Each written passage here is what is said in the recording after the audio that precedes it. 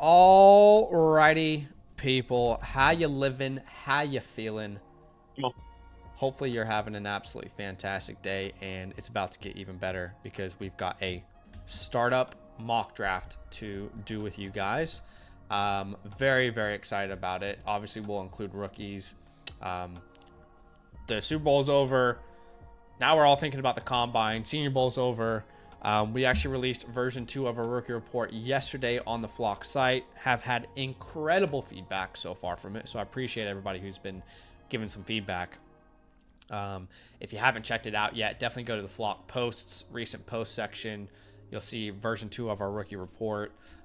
We went through on yesterday's stream and really highlighted all of the features in it, but man, it's very impressive if I say so myself. Obviously, I'm biased, but I think it's by far the best rookie draft guide the industry's ever seen. So definitely go check it out. We're going to do some team reviews today as well, but of course we will get to that startup draft first things first. We do appreciate y'all being here with you. Daniel Macy says, hit that like button. 72 days until the NFL draft. I feel like we say this every year, but it's going to go by fast, and then it does go by fast, and then it goes by fast, and it says how many days until NFL season starts, yeah, and yeah, it's never ending, is it? No. What's up, Levi? He says, hit that like button. What's up, my friend? Dylan says, what's up? Do you see Higgins 6th in the bakery for domain? What is the bakery? Have you? I haven't looked into it yet. I don't know what the bakery is, but I know they do absolutely great work. What is up, Joshua Foltz? What's up, Dominic in the building? The Roll is in the building. Zach Veach is in the building. Brizzleton says, what's good, fam? What's up, D-Stone? Welcome in. Booty Clap King is here. What's up, people? Welcome in, welcome in. We're absolutely ecstatic to be here with you. Spending, what day is it there? Tuesday night with you. Wednesday morning with us, and we're excited to be here with you and do a startup draft. Now, Padaki, I imagine there are people out there who want to get into the startup draft, and as always, if those people exist, how can they get into the startup draft with us? Join our Discord, guys. That link is in the description. That link is also in the chat, as you can see there. It is first come, first serve, but if you're watching now or watching later, this is how you can join each and every mock draft at any point in time when we are live. Go join our Discord, go to the Fantasyland tab with the orange footballs, go to announcements, and that's exactly where you can join each and every mock draft. Once again, it is first come, first serve. So I'm going to copy that link and send that to you right now. Give me a sec. 3, 2, 1. There you go. All right. That link has been sent out, and we are going to get this thing packed full. It's a 12-team Superflex PPR tight end premium mock draft that we'll do here. There's a third round reversal as well, which, you know, is probably the fairest way to do a startup. The more you think about it, I don't think we really have a strong opinion either way, but probably the one way to kind of combat the 101 being just so strong. But if you want to draft a rookie, they're already in the databases or in the ADP there for you, if that's what you like to do. But let's go ahead and get this thing started. Again, Superflex PPR tight end premium. Let's get this thing going in 3, 2, 1. I missed the WoW. Yeah, I do miss the WoW as well. Okay, Wow. Gotcha, Dylan. That's awesome. Crime Lord says, hope y'all be doing well. Finally been able to make a live stream. It's good to have you here, my friend. David says, are these just for funsies, or do they turn into real leagues? Right now, it's just for practice. I mean, just the way we operate, you know, we've said this many times, but we could create hundreds and hundreds of leagues, and we would make a lot of money off of it.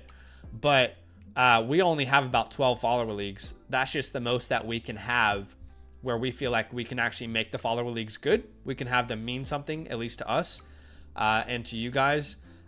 So no, these mock drafts don't turn into real leagues. We haven't actually done a real league with our followers in about 3 years. And again, we could have hundreds of leagues by now, and we could have made a lot of money off of it. But the reality is we wouldn't be able to keep up with it. The leagues wouldn't be good. And we would have ulterior motives for doing that. So just for us, we try and keep those leagues that we have strong. We try and make them mean something, have purpose, and yeah, hopefully that makes sense. Yeah, hopefully that makes sense, brother. Appreciate you though. What's happening, Russ? Welcome in, Russ. He says, "Go Birds." Talk it up. Cade says, "Impossible to get one of these damn mock drafts. Must be a secret. Y'all got some crazy fast fingers." Well, reports are that you need to be on a laptop in order to get in. That's what people say. I don't know if that's true or not. I mean, I think some people do get in on their phone.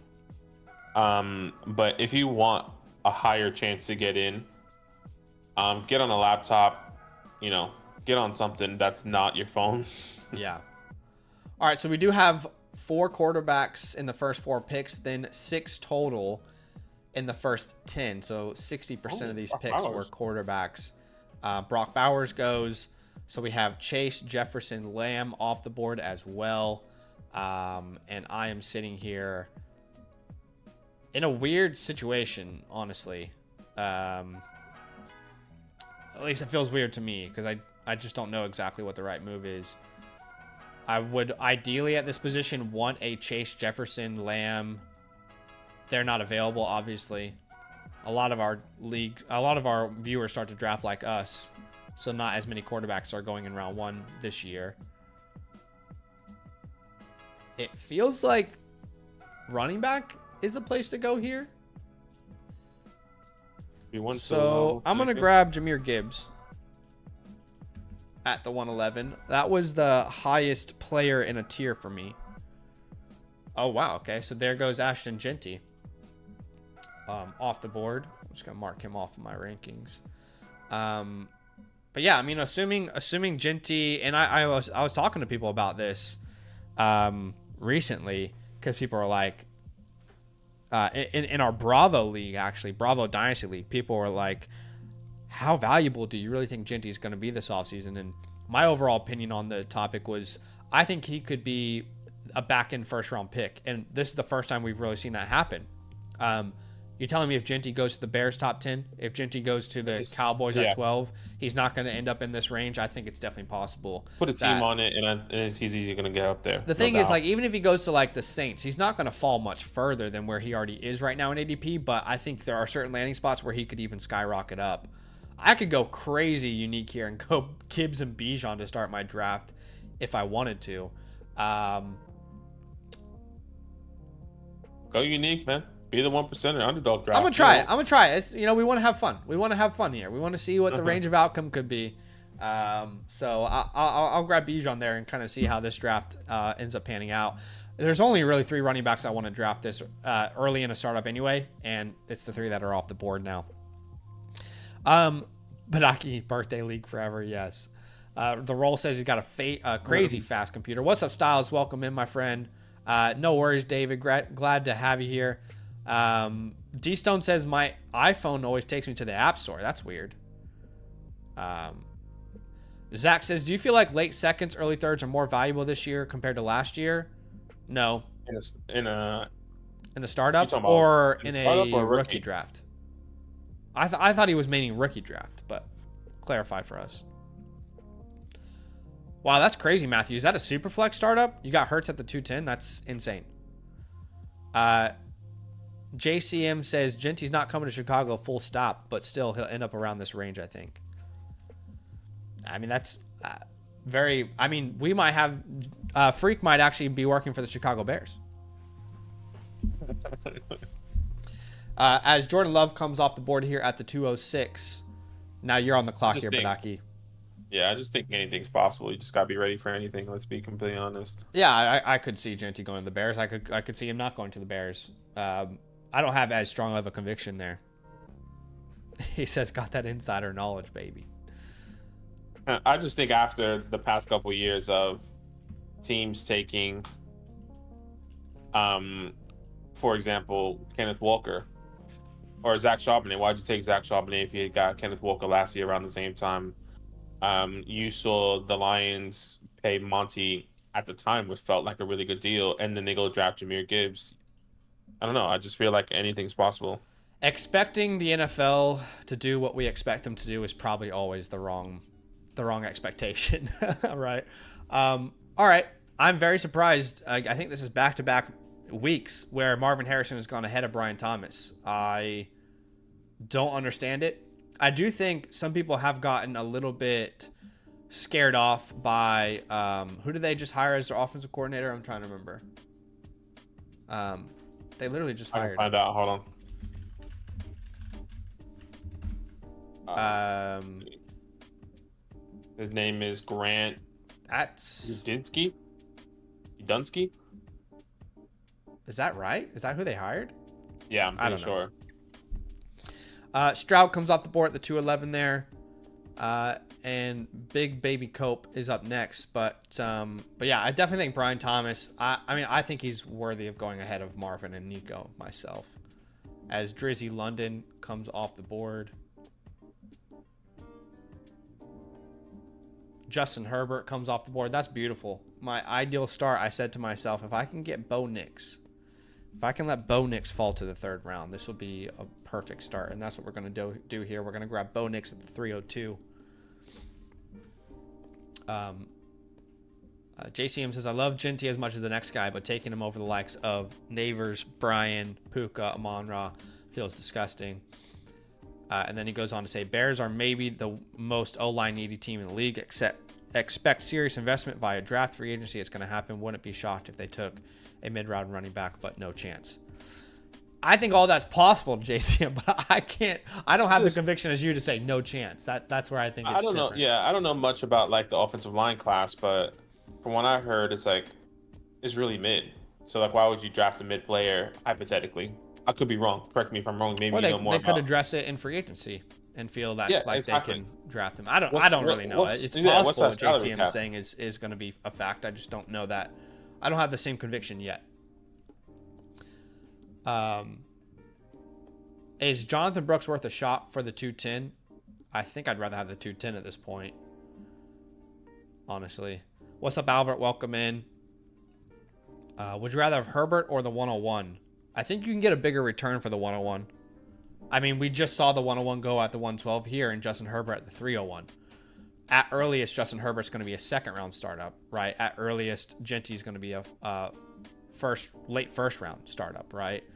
So, I don't know. I think probably in a Superflex league, even still, Genty has more power in a trade.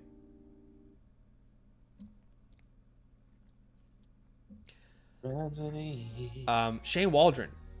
He's a passing game coordinator. Oh, okay. So Shane Waldron isn't actually the OC.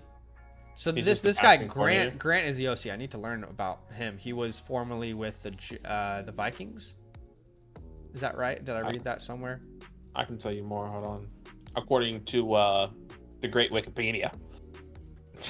Yeah, true. Actually, that's Minnesota Vikings in 2022, assistant to the head coach in special projects, assistant quarterback coach in Minnesota this past year in 2024, assistant offensive coordinator, and assistant quarterback coach. Now he's also offensive coordinator here with the Jacksonville. He did pretty good with Sam Darnold, so that's encouraging. By the way, after Bo Nix, we had Lad McConkey, Trey McBride, Rashee Rice, Kyler Murray, JSN, Brock Purdy, Breece Hall, and Garrett Wilson all come off the board, as well as Devon Achane. Connor says Brian Thomas should be going ahead of Amon-Ra. Okay.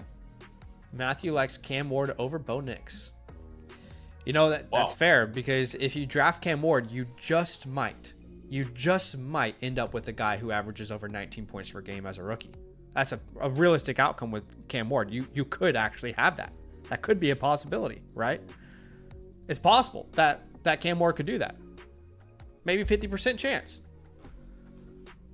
I think we're still taking Bo Nix.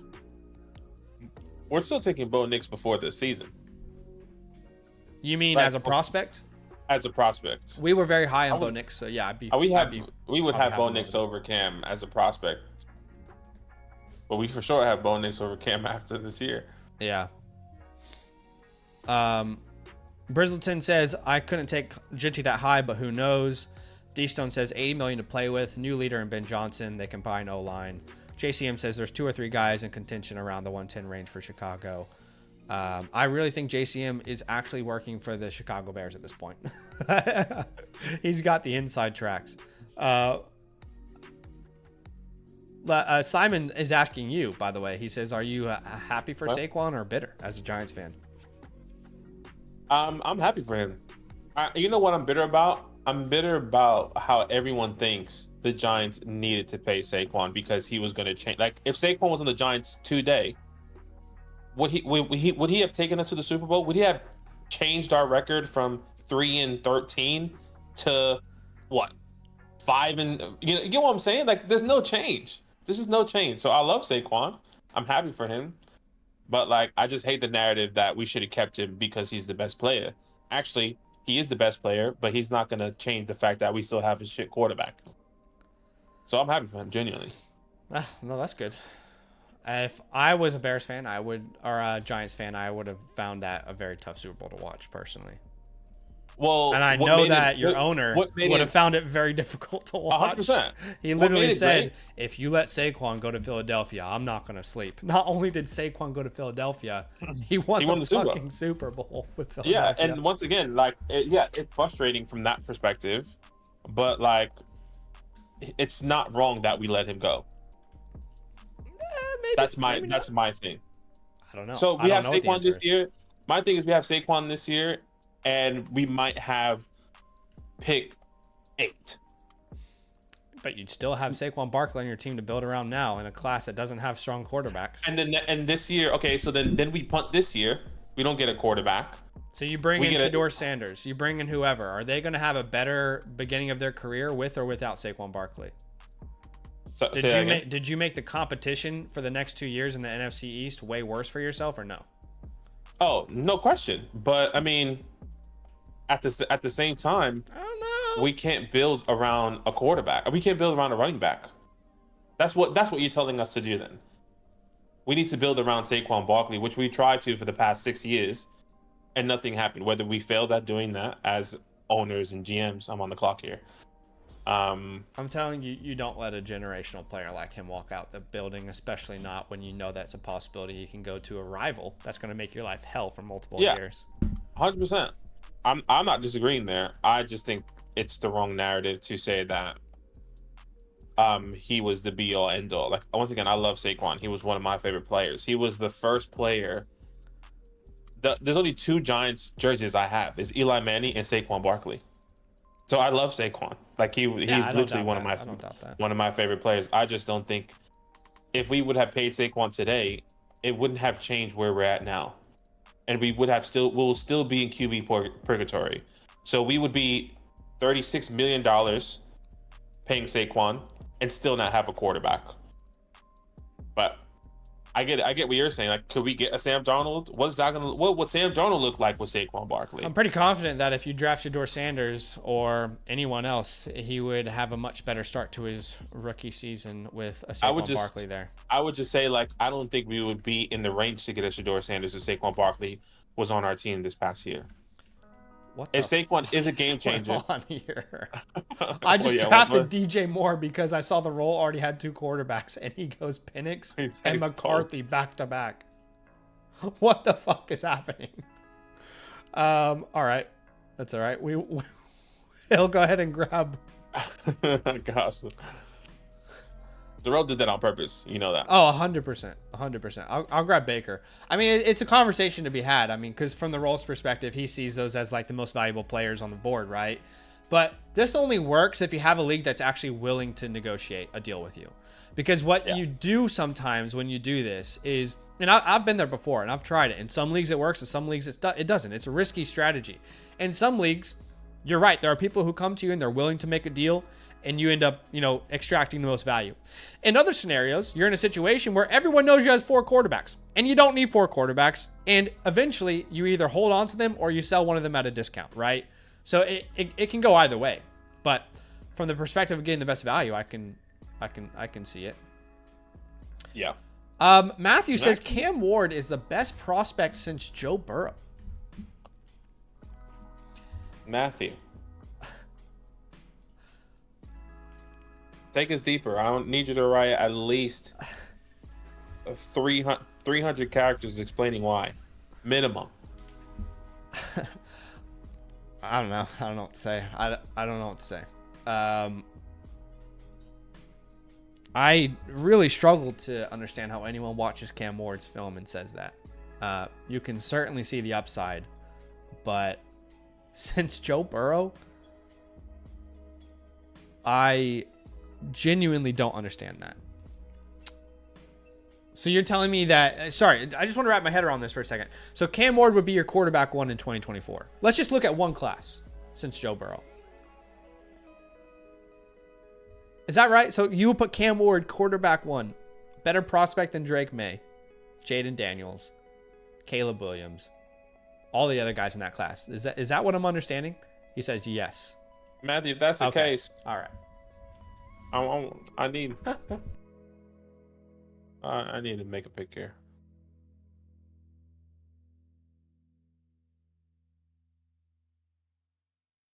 I need 300 words. 300 words, Matthew, explaining why. JCM says Luther Burns the best wide receiver prospect since Calvin Johnson. Look, I can respect the opinion, Matthew. I just really struggle to understand that opinion. Cam Ward has great potential. There's no denying that. But Cam Ward has an incredible amount of growth still to do as a fifth-year senior. He still has an incredible amount of growth to do as a decision maker. I mean, he makes decisions that you would coach out of a high school quarterback. So I struggle to understand that, but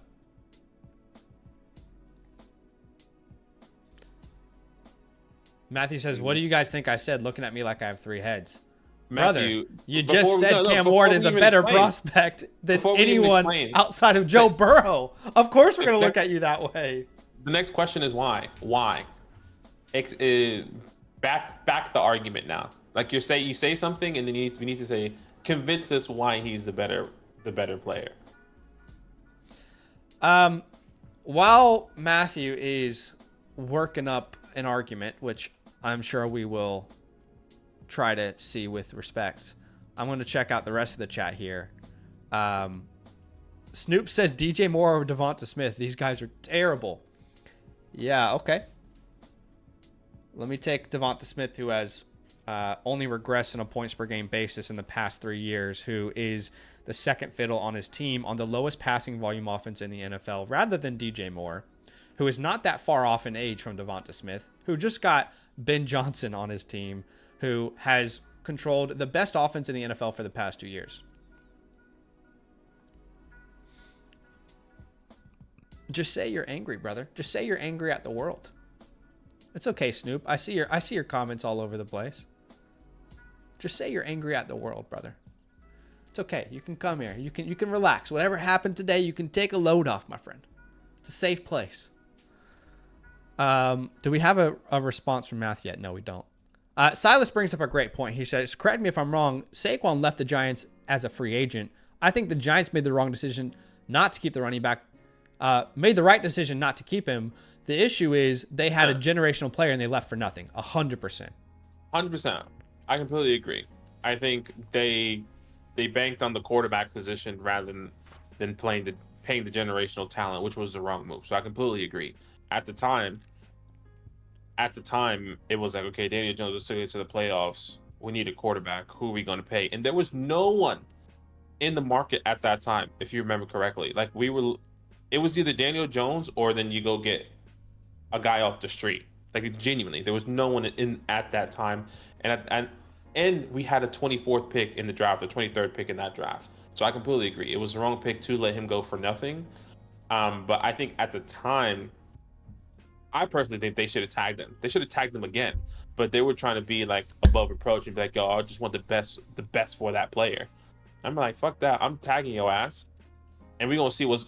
If imagine we tagged Saquon,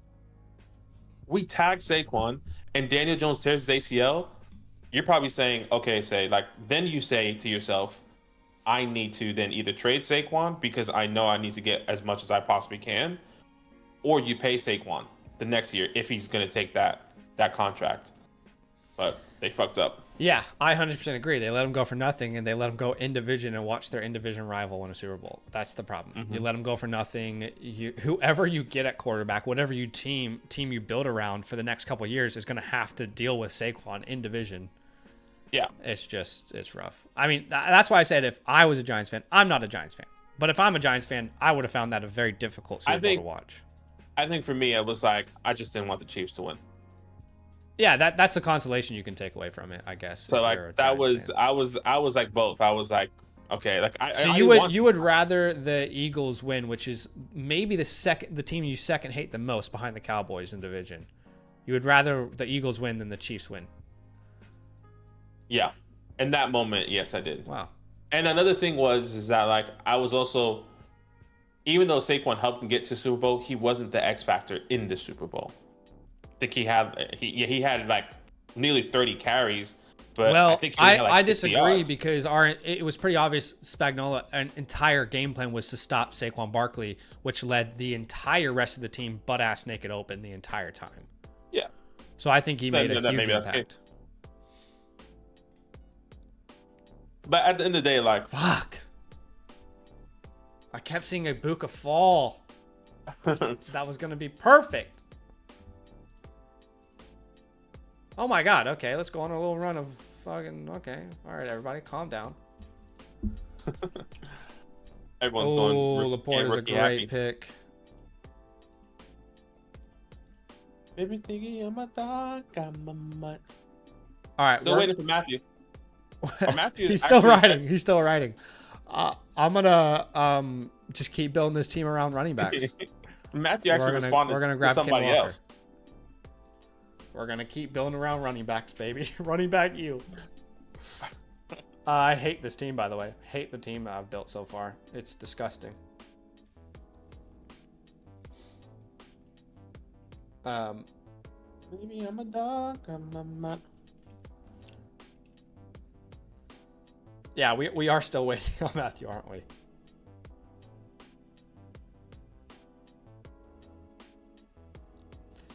But I want people to be able to say their takes, you know, and not get roasted on the channel. But I also just want to try and I mean, trust me, we've been roasted. yeah, plenty. But I mean, do you remember last year when someone came on our channel and was like saying Frank Gore Jr. is going to be a first-round rookie pick, and you guys have no idea what you're talking? We had to say, excuse me, please explain that. we couldn't just be like, yeah, bro, that's a cool idea. You know, we had to say something. Well, I mean, I don't understand how Ayuk if is you so don't- cheap right now. Like, Ayuk should be the same value as a Olave or Waddle. Full point blank period. How is there such a big difference in the value? Genuinely, I don't get it. yeah. WG says I'm not wrong, Trey Lance. I'm not wrong about Trey Lance. I'm just early. All right, here we go. Damien says, UK Giants fan here. I wanted the Chiefs to win. Can't stand the Eagles winning with Barkley. Giants will not draft the rookie quarterback. Stafford will be a Giant and watch neighbors explode. Well, See, hey, that's what I I'll take expect Matthew most Stafford. Giants fans to say. I'll honestly, that's probably true, but like I'm just not that Giant fan. I don't think I hate Commanders or Eagles as much as I hate the Cowboys. I would say that. Number two, with the history of the Super Bowl the past couple years, I just didn't want to see. I hated the fact that both of those teams were in the Super Bowl from jump, and I just didn't want to see the Chiefs win because it was just it's just boring. Like it was boring that it was a fucking repeat Super Bowl. It ended up being a boring Super Bowl. Yeah, fair enough. Like All I right. just We have Matthew's conversation here. He said he has elite arm talent, amazing agility and escapability.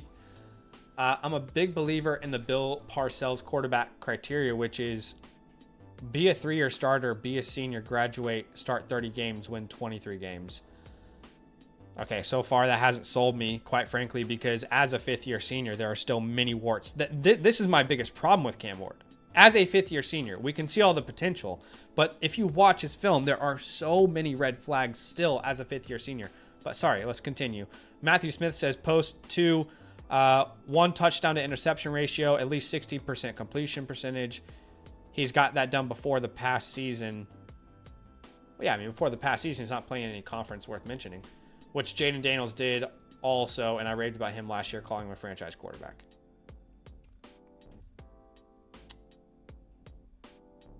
But didn't you say like the class like Cam would be a QB1 in 2024? So that means How does Cam over how does Daniel. everything that you just said not also fit 12 to 15 quarterbacks since Joe Burrow as prospects though?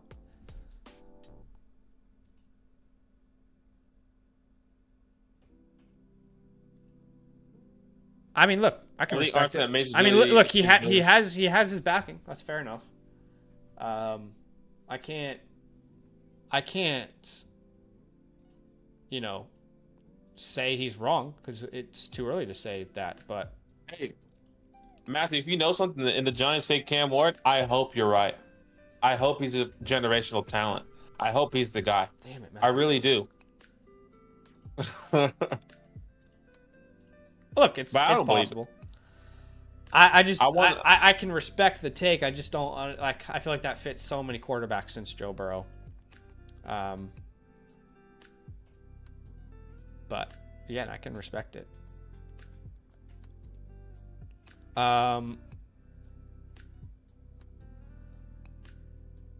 Chase Brown downtown. We had a little tight end run there. We did. Loveland, Hawkinson, Kittle, Warren.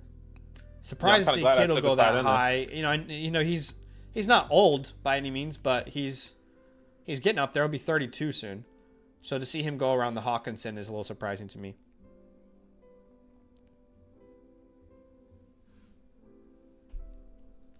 Stop, freak. JC's funny. Dude. Look, I can again, like you have your conviction behind it, which is great. I think one thing that we're really not good at in the Dynasty community, I'm not saying you aren't good at this, Matthew. I just think in general, what the Dynasty community is not very good at is highlighting what a quarterback needs to work on. And I think that's often where like evaluations fall very short, which is why I was completely out on Will Levis. Because yes, you could see all the potential, right? Which is why you and I told everyone to sell Anthony Richardson last offseason. Yes, you can see the potential, but all these red flags that have followed him since college, still there, still happening, even before Will Levis was drafted. I mean, you and I were big Anthony Richardson fans. I mean, I remember making a video of him back in 2022. But when he started getting hype as the 101 in rookie drafts, we were like, whoa, guys, we can all paint the picture. But it's just, it's like we really struggle as a community to talk about what a player actually needs to improve on. We're great at all the reasons why they could actually become a star in the NFL, but we are absolutely terrible about talking about all the reasons why they might just bust. And that is the problem with this class as a whole, I think. We're all talking best case scenario with this class. We're all I mean, people are telling me Shedeur Sanders is the next Joe Burrow. I mean, we've got Matthew here saying Cam Ward's the best prospect since Joe Burrow himself. It's like, sure, if you guys want to talk about the ceiling outcome of these players, for sure, I hear you. But we are notoriously awful at talking about everything that player is going to have to overcome to be that type of player, right? So I think that's the problem there.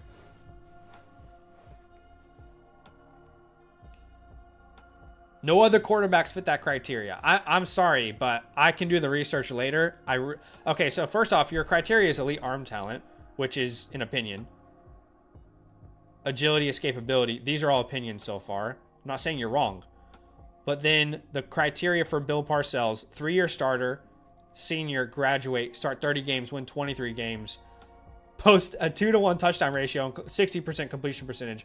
My friend, you just said, all right, look, I'm all for acceptance, but I'm also for accountability. You just said only Jaden Daniels and Brock Purdy have qualified. How in the world does Bo Nix not qualify for that then?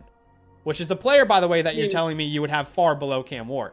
Please, I was gonna say, can we talk about this for a second? 3-year starter, definitely check for Bo Nix. Senior, check for Bo Nix. Start 30 games. Nobody started more games at quarterback than Bo Nix. Completion percentage of 60%. We know damn well Bo Nix had that. He says, do the research. Please tell me, my friend, how Bo Nix doesn't fit that criteria. Don't let him pull it up. I'm up on the clock here. And I don't have enough time to make a good pick, so I'll take Jaden Reed. I've gotten into a useless debate right now. Cam Scatterbo off the board. I really wanted Matthew Golden with this next pick. I'm trying to think of.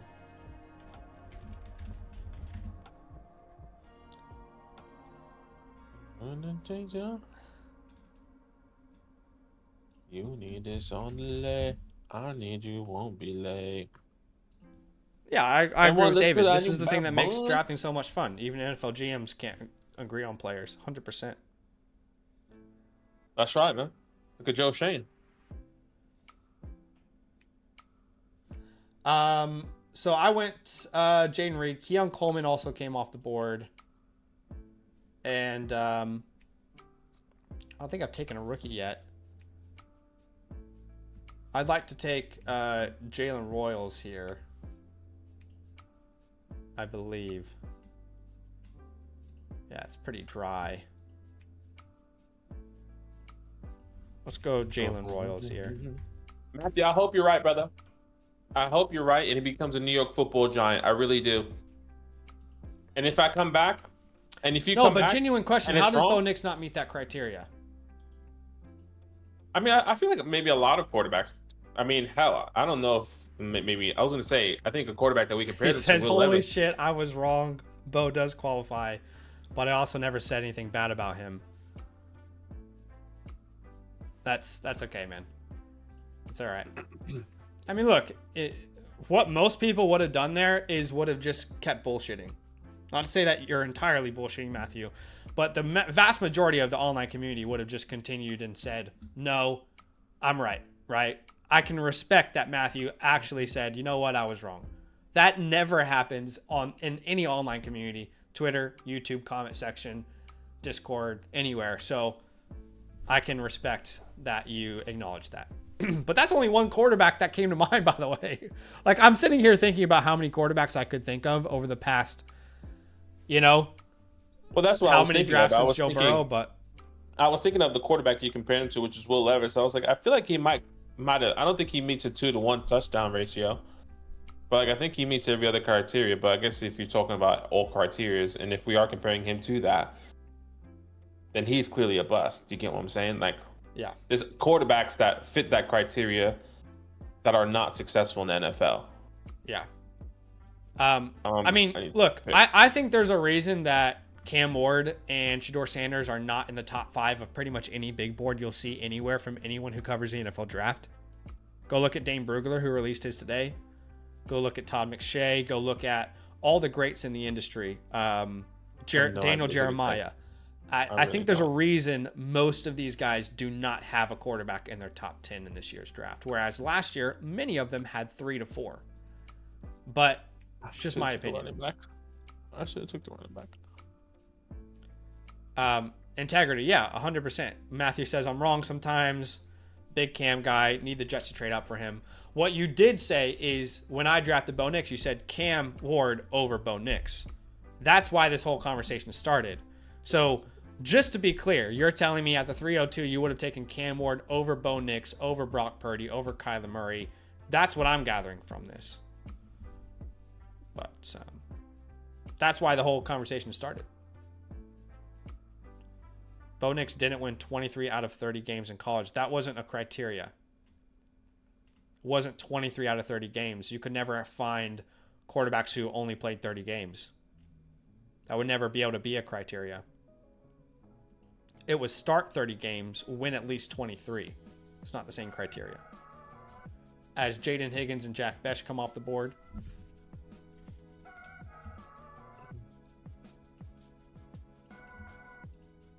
Once again, I hope you're right. Trey Harris comes off the board as well.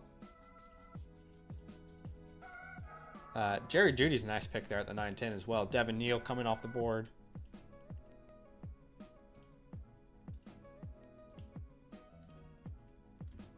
How it feels. This is the Cam I, Ward stream. I can You love to respect see the it. opinion, Matthew, but I've only taken about 5 seconds to try and poke a hole in this argument, and I've already found one. All I'm saying is, if I actually sit down and take some time and try and find other quarterbacks who meet that criteria, I think the list would actually be pretty big. I mean, was Trevor Lawrence drafted after Joe Burrow? Would he not also fit this criteria? Now that I'm thinking about this, certainly Trevor Lawrence fit the criteria.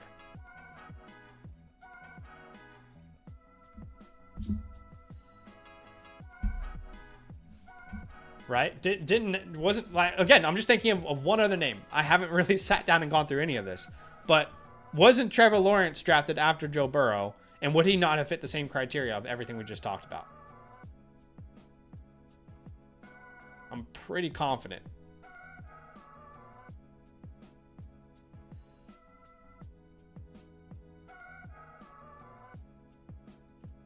I mean, I think there's a lot.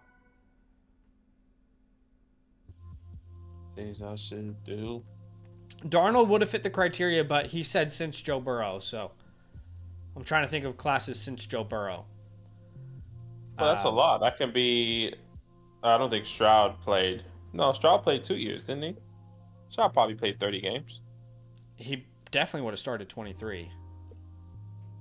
Stroud. I mean, you think of Stroud. I think I'm just saying names. Stroud, Bryce Lawrence Young. wasn't a senior. Okay. So he meets every criteria outside of being a senior. What about Michael Penix? Actually, that's a fantastic point. Yeah, how would Michael Penix not fit that criteria? Wait a second. The more you think about this. Okay, 3-year starter, yes. Senior, yes. Start 30 games, yes. Win 23, yes. 2 to 1 touchdown ratio, yes. Completed 60% of his passes. Okay, yes.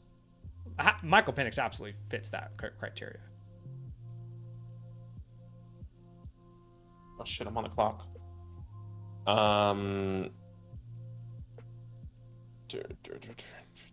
Anyway, we won't poke further into this. But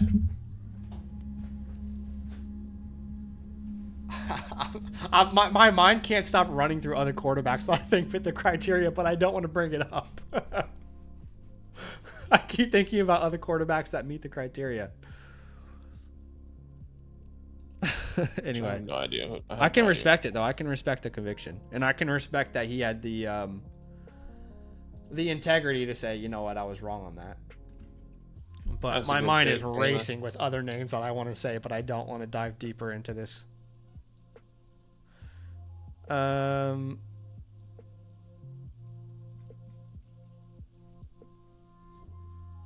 Man, if you're doing a startup now, where would you draft Travis Kelce? I mean, you might not even draft Travis Kelce. Yeah, I mean, I don't think he's gonna go personally. Geno Smith, you think he's gonna keep playing? You don't think he'll retire? I think he stays. I mean, he already saw a decline in production. I think he would also want a mentor. If I'm the head coach, I'm like, look, Travis, give us 1 more year. We'll draft your predecessor, and just mentor him for the year. Let him just sit behind you. He's like, all right, coach. I feel like that's something he would do. Yeah. So if they do draft Loveland or Warren, I think Travis does stay this year. So you probably don't draft him high anymore. But then you just learn. He's just learning. He's just soaking it up like a sponge. Joe Burrow doesn't meet the criteria? Why? How would Joe Burrow not? Surely Joe Burrow meet. I mean, the accuracy would be there. He was a senior. I can look it up. Hold on. I have on PFF. Joe Burrow was a senior, right? Or did he come out as a junior? Is that why he doesn't meet it? He certainly had a 2 to 1 touchdown interception ratio. Or is it because he didn't start enough games, maybe? I don't know how many games. I wish they told you how many games they played. He started. Oh, no, starts. So, what's this? How many games is this? 14? Is this including college playoffs? Yeah, let's include that. 14, 15, 16, 17, and 20. What year is this? In 2019, so 16. And then 2018. Grab Rashard Smith there. I think he started enough. I don't think he was. Nah, he was a senior. You know, I do like Josh says most of the good quarterbacks leave as a junior, but look, I think to be fair, like most of the good quarterbacks that are coming out today ready to go, like think about it, May wasn't ready to go. He wasn't a senior. Daniels was a senior. I don't think Caleb was a senior. So, and Nix was a senior. So I definitely get the narrative that like to start early in the NFL and to be playing at a high level, typically that is a senior. But again, my head just I keep thinking of quarterbacks that I think meet the criteria. And I don't want to go down the road. Evan Stewart is not in the NFL draft, so that pick might not work for you. In fact, I would go out on a ledge and say it won't work for you.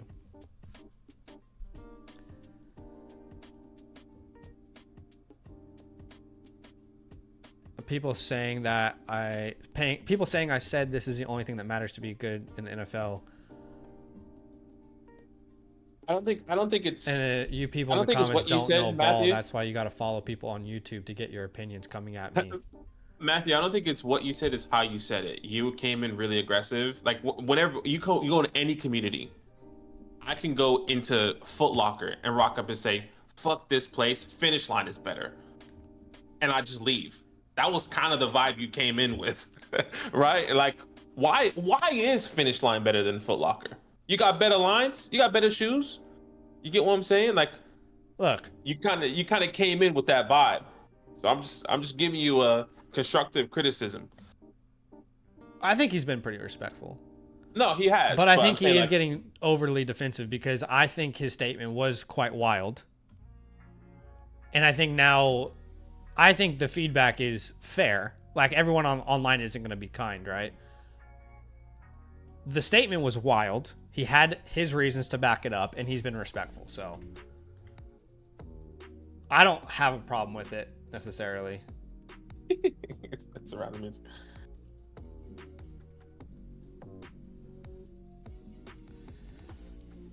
I learned it the hard way, you know. Learned it the hard way. We learned a lot off of YouTube. Oh wait, does Spencer Rattler not meet the criteria? There's no way Spencer Rattler has higher than 60% completion percentage. There's no way. He definitely did. The only thing I don't know is if he won enough games, or the only thing I don't know is if he actually won 23 games. He might not have won 23 games. And is that in total or like? Well, yeah, it has to be in total because it's still 23 games in the season. Yeah. Anyway, look, love the conversations. And look, Matthew, hopefully you feel welcome in this community. Let's not go too hard on Matthew. I just, we like, if you're gonna say something like Cam Ward's the best prospect since Joe Burrow, I think you got to know that statement's gonna come with some territory of why, right? When not only me, like I'm a little skeptical of this quarterback class. It'd be different if it was me on an island, Backy.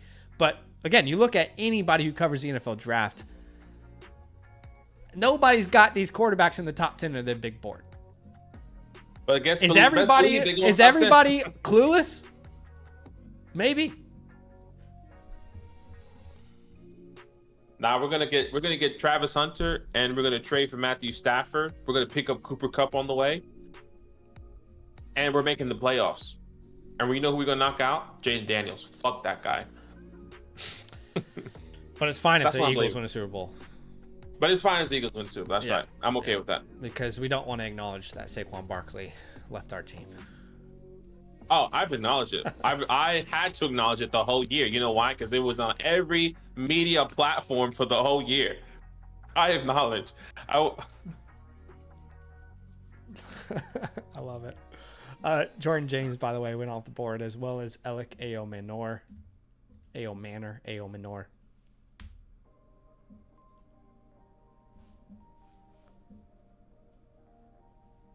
Such a criteria type of night, Connor says. Cam Ward stream. So, yeah, this is the Cam Ward stream. We should have named the streams back in the day. Like, Yeah. just put in parentheses, can we, like, so we can look back and watch it. Yeah. Love the Damian Martinez pick there. As we also saw Xavier Restrepo come off the board. Alrighty, and now I'm on the clock. And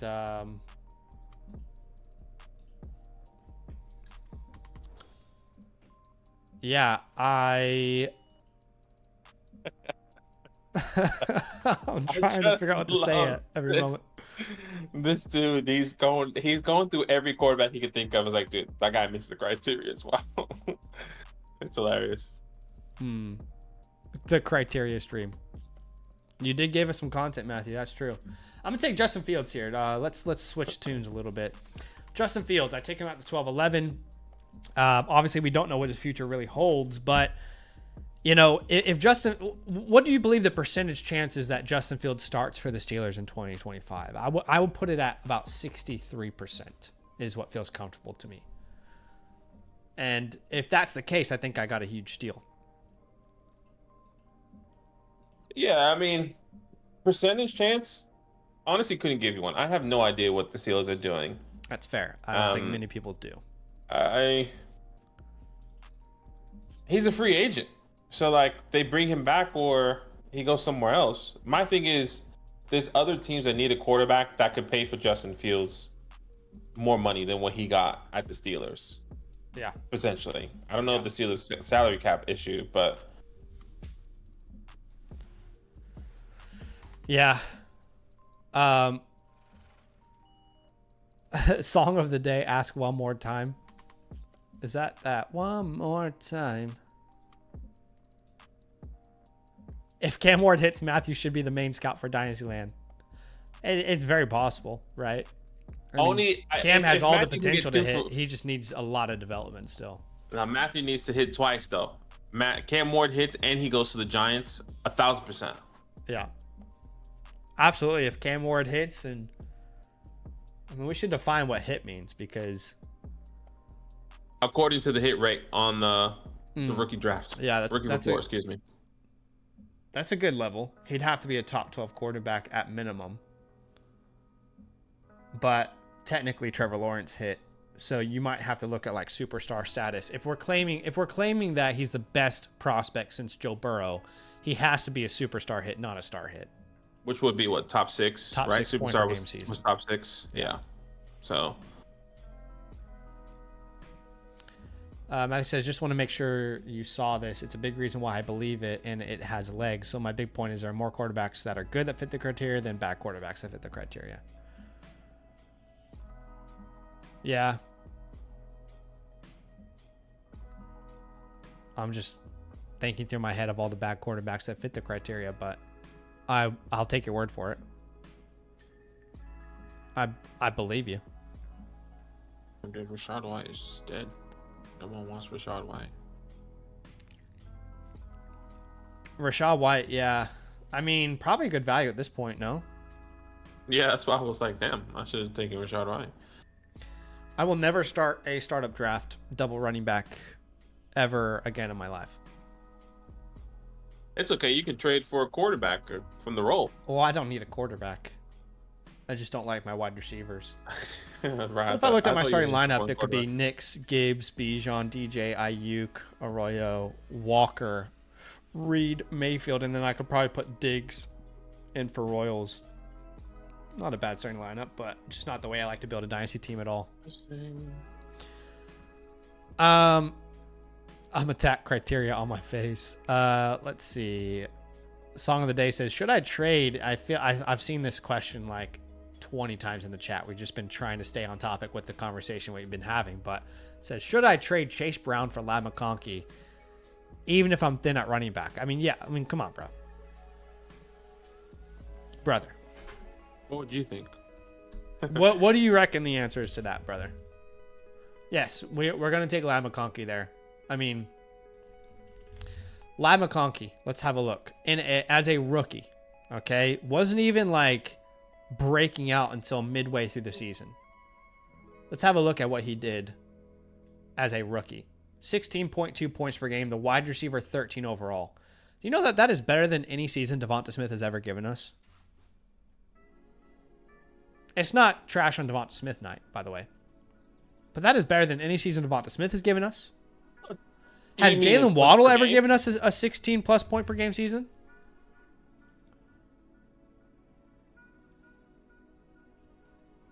Points per game, yeah. Waddle's given us a 16. Wasn't the rookie year like? No, he's never given us a 16-plus point per game season. Do you know where Jalen Waddle was ranked after his rookie season?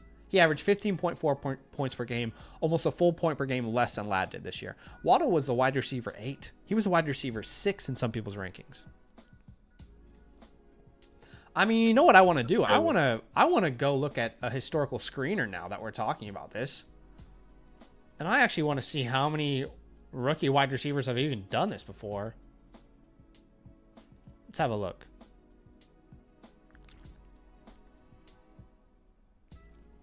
Let me log in real quick. All right, so what I want to do is I want to look at, and soon we'll have stuff like this on the Flock site. Shout out to RotoViz for now.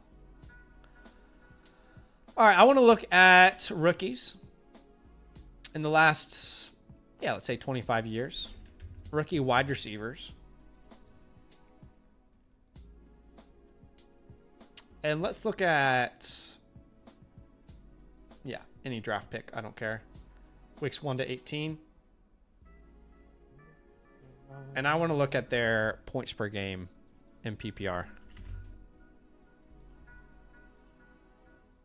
Let's search the database. Rookie wide receivers, point per game, and we'll put that up to 16. Point per game, let's put that... Okay, where's the points per game? Or is that's overall PPR? Is there a way, do they have a way to do points per game? Or is it only PPR? I can't remember with this site. Okay, how many points did he score in total then? Who is this? Ladd? Ladd. Oh no, I'll tell you right now. Give me a sec. In full PPR, hey? Yeah, for some reason, Fantasy Pros doesn't have 2024 stats out of nowhere on there. That's weird. Oh yeah, they don't. That's exactly where I went to. Okay, so what did we say? He scored 16.2 points per game. Hold on. He played 17 games. We could probably look it up on Sleeper. Give me a sec. So let's just say 275. I'll tell you exactly how many he scored this year. Fantasy points, he scored 240.9 PPR fantasy points. 240. Here's the names that have done that as a rookie. Mike Evans, pretty good. Jamar Chase, Brian Thomas, Justin Jefferson, OBJ, Michael Thomas, Anquan Bolden, Jalen Waddle. Must be on a points per game because Ladd did miss time, actually, now that I'm thinking about it. Puka, Malik Neighbors. That's a pretty solid list. Got 2 New York Football Giants there. Unlucky. So my answer to the question is absolutely, my friend. Of course. Of course, we would take Ladd McConkey over Chase Brown.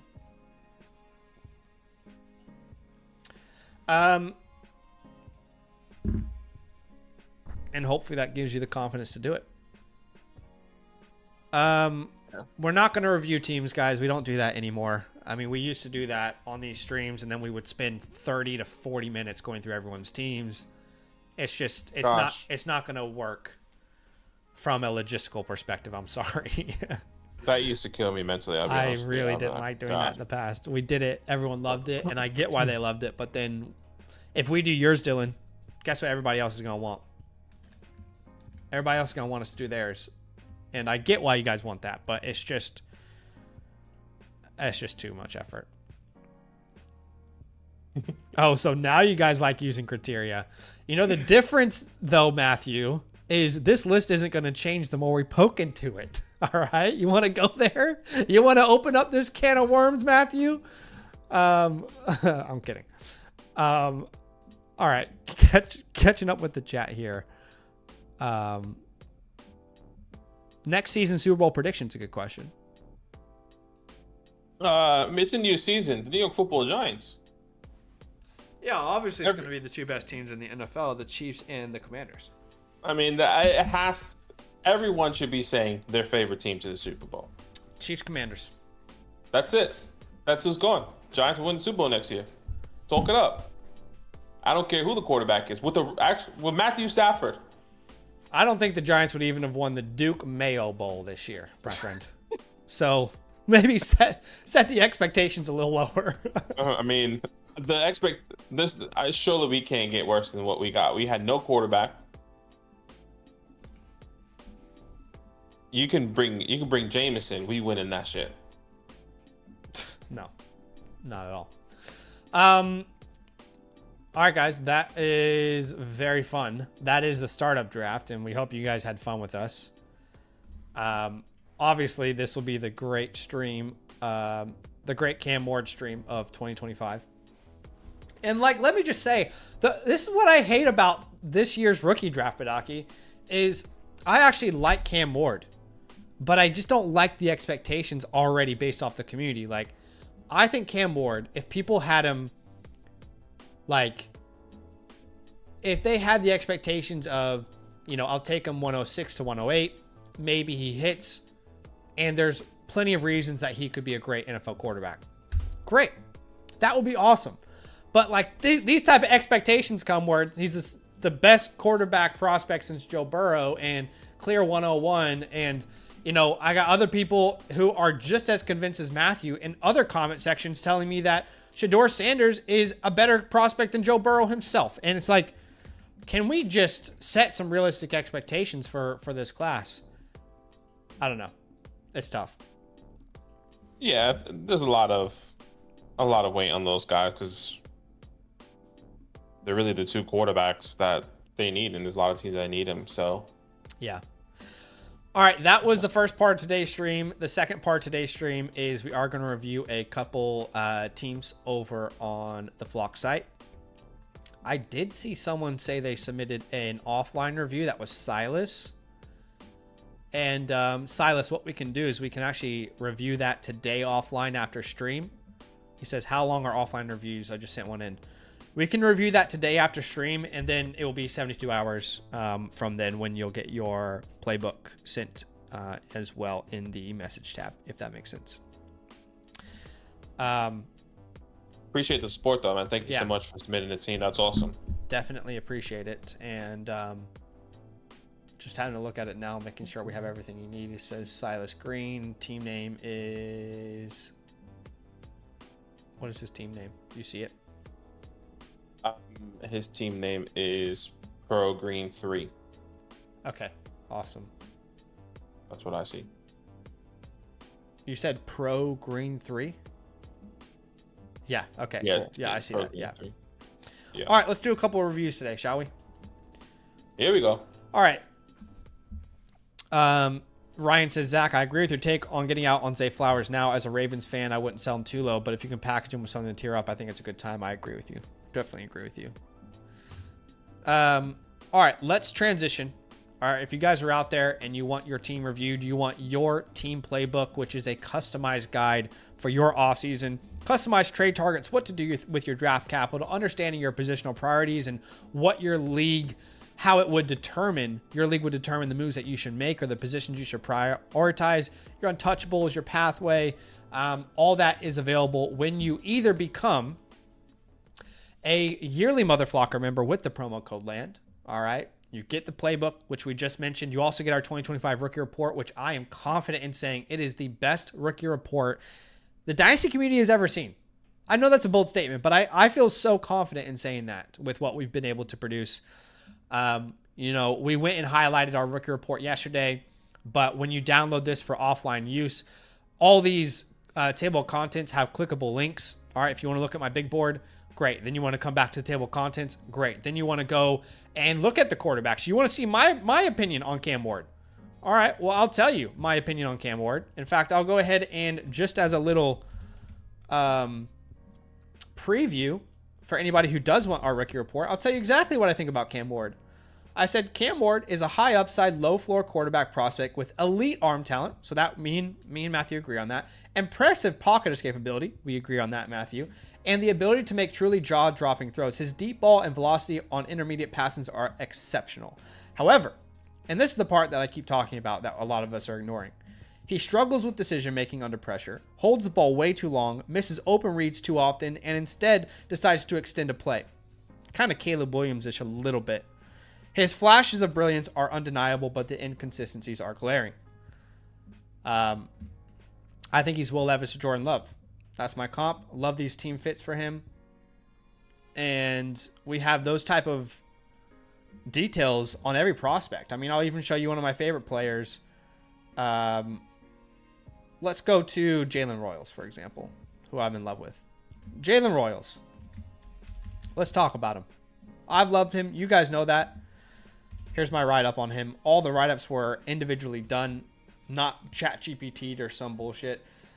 I said it was love at first sight when I turned on Jalen Royals' film. He's a dynamic, versatile, big body route runner and a yak threat who could end up being the next great second-round wide receiver. Before his injury in 2024, he was on pace for 103 receptions, over 1,500 yards and 11 touchdowns. He has excellent body control, physicality at the catch point, crisp footwork off the line of scrimmage, and is an absolute nightmare after the catch. I strongly suggest you don't pass on him just because of the conference that he played in. And there's over, 60 player profiles on there. We've got my guys, players to monitor, our big board for one quarterback in Superflex, limits to lemonade team, historical hit rates, which are an incredible resource for drafting. In fact, it really shapes the way we draft. So, again, when you become a yearly Motherflocker member with the promo code LAND, not only do you get our rookie report, you also get our team playbook, which we're going to do some of those reviews here today for these team playbooks. You get a free trade voucher, all the premium tools and databases and articles on the website, and of course, you're supporting us. So if you want your team playbook, you want to become a yearly Motherflocker member, I'll put that link in the chat right here, right now for you. flockfantasy.com/land using the promo code LAND. The other option is if you're already on a promo code with a different person, let's say Flock, using his promo code, for example, you can still get a team playbook from us by purchasing one offline. All right. And that link will take you to a website that looks like, let me grab that here just so I can show you all the sign up process. It'll grab you, send you to a website that looks like this. All right. You click on team review. If you haven't linked your team up yet, you can do that in the My Team section. Sleeper, ESPN, Yahoo. If you have an MFL league, you can submit screenshots and your ID, but it'll automatically import your settings on Sleeper leagues. Choose your team. Make sure your draft picks are correct. If not, fix them.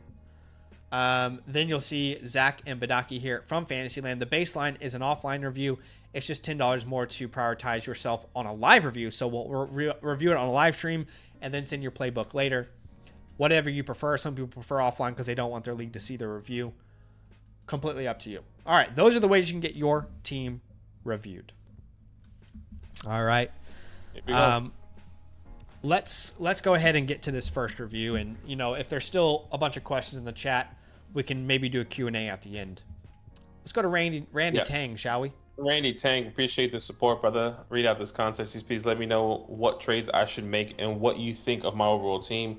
Should I make room for rookies? All right, and this is a 1 quarterback, 12 team start 9. So that's the middle ground that we have, which means up to 3 flex he can start. And it looks like you're currently ranked 2nd out of 12, according to Zach's rankings. So let's have a look at this team. At the quarterback position, you got Jordan Love, JJ, and Sam Darnold. I think that's a great quarterback room. You don't really have to worry about that. At the running back position, Devon Achane, Derrick Henry, Zach Charbonnet, Aaron Jones, and the list goes on. A good running back room as well. At the wide receiver position, remember, you can start up to 5 wide receivers, 3 at the flex, 2 in your regular position. Justin Jefferson, DJ Moore, Devonta Smith, Waddle, Reed, and the list goes on. So you're a little bit short at wide receiver, but that's okay. And you have Travis Kelce, Benson at the tight end position, but you don't have any 25 picks. No picks in 2025. So the flexibility of this roster is going to be a little bit challenging when coming up for ideas of how to change it. But at least you have 2 firsts and 26. You have Peyton's Places, which is ranked 3rd, so that's probably not going to be. That's probably going to be a late first. You really have limited flexibility here. Let's think about a starting lineup. It would be Love, Achane, Henry, Jefferson, DJ, maybe Kelsey if he's back, and then we still need 3 flexes, which would be Devonta Smith, Waddle, Reed, I guess, maybe Aaron Jones. This is a tough team, not going to lie, because I don't think I want to like tear down from anyone because I think all these guys I want to keep. I want to keep H. I want to keep Justin. I think Jordan Love is already in that tear down range. I think the moves that you can make involve Darnold, Jones, Devonta Smith. I think those are the only moves that you can really make. Like Aaron Jones, right, okay. We're clearly a Windows now. Windows open pathway, wouldn't you say? Yeah. Like that yellow tier right there, Windows open, which essentially indicates that you're a very veteran heavy team. You don't have draft picks, to build around. You're trying to maximize this window.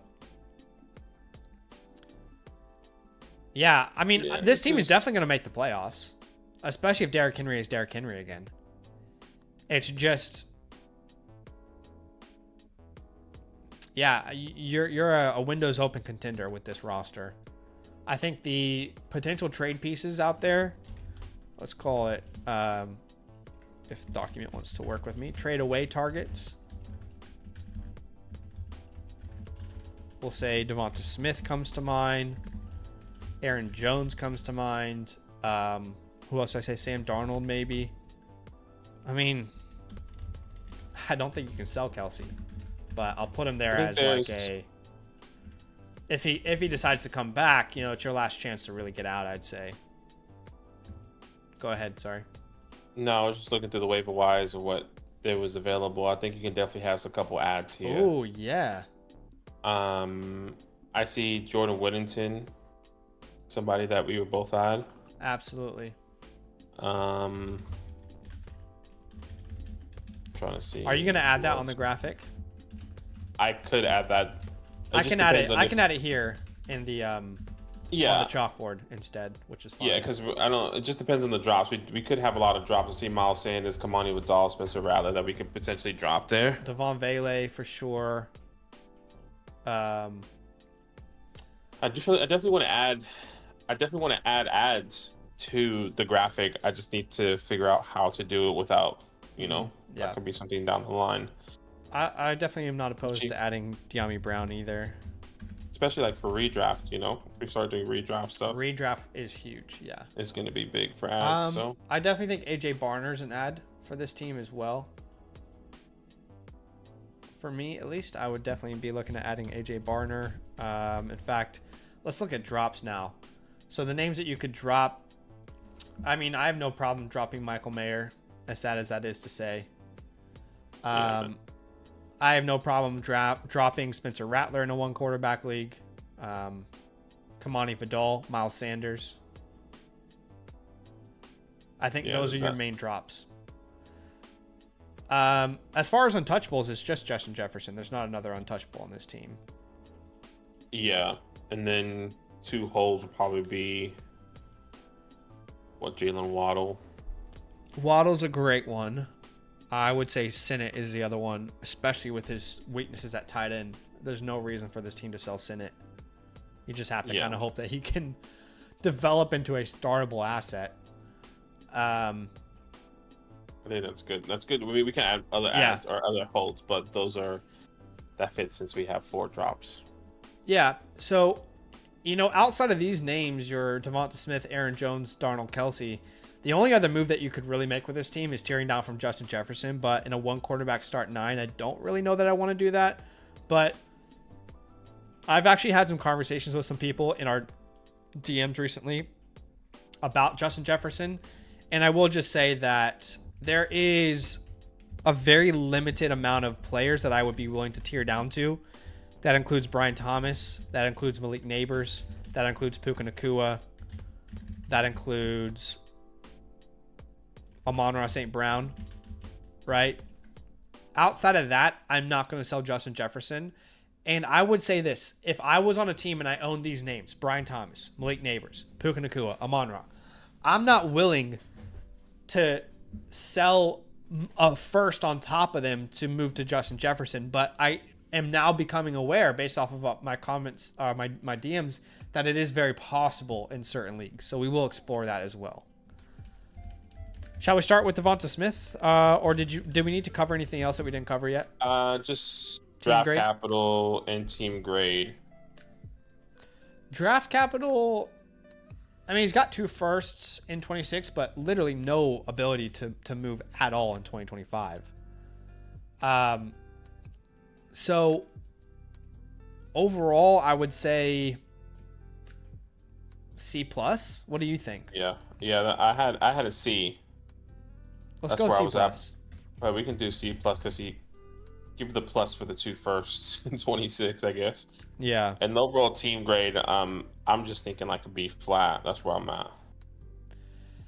Yeah, I think B flat is pretty fair, considering, you know, if this team had like a Josh Allen, Brock Bowers, it'd be a strong A.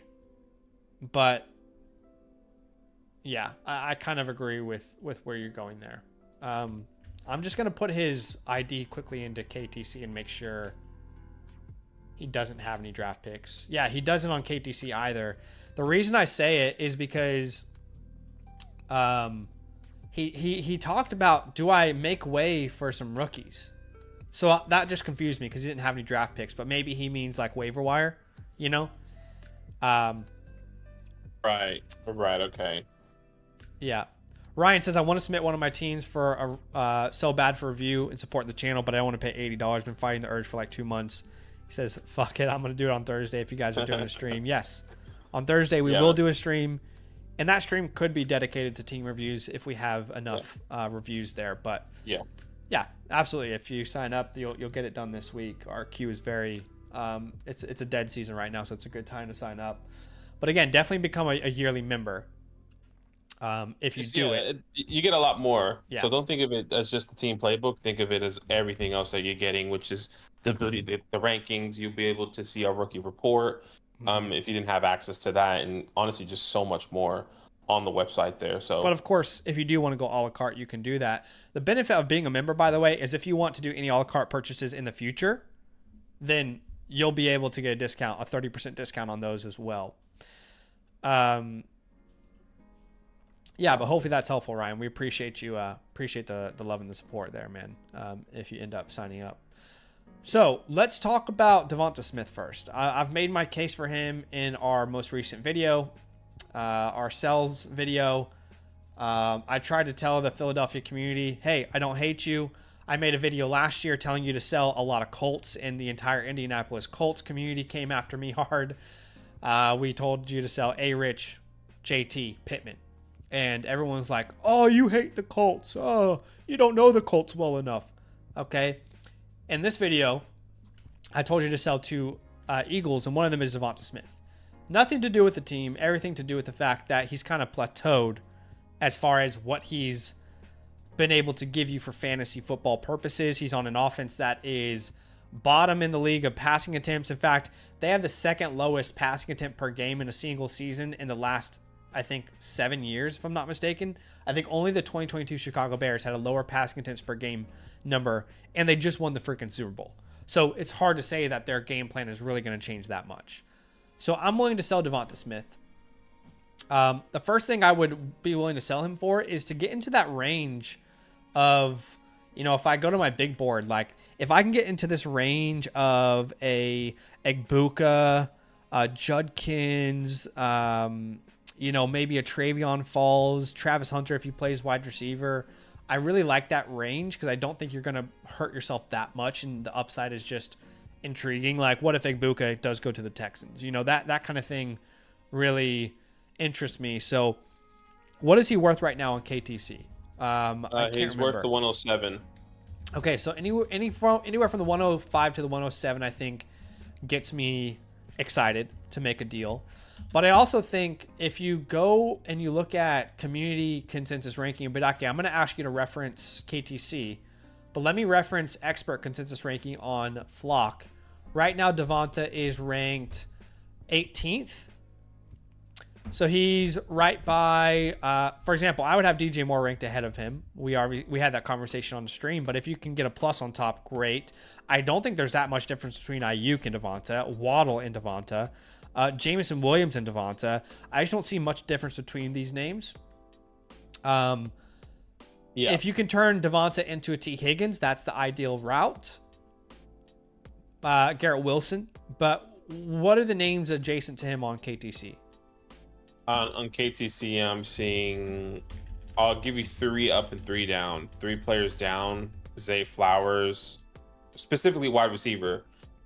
Zay Flowers, Xavier Worthy, Jordan Addison. You can go down all the way down to DJ Moore, who's wide receiver 22. If you wanted to do something like that. Jalen Waddle, wide receiver 25. But 3 up. Roma Dunze. Okay. Rashee Rice. Okay. And then T. Higgins, which is a big jump from. I think for his team, we either need to turn Devonta Smith into a Garrett Wilson, T. Higgins, or we need to tier down because we're going to try and tier down to the Addison, Moore, Ayuk, Waddle range. That's ideally what I want to do, is either, again, tier up or tier down. Would you add anyone else into this list?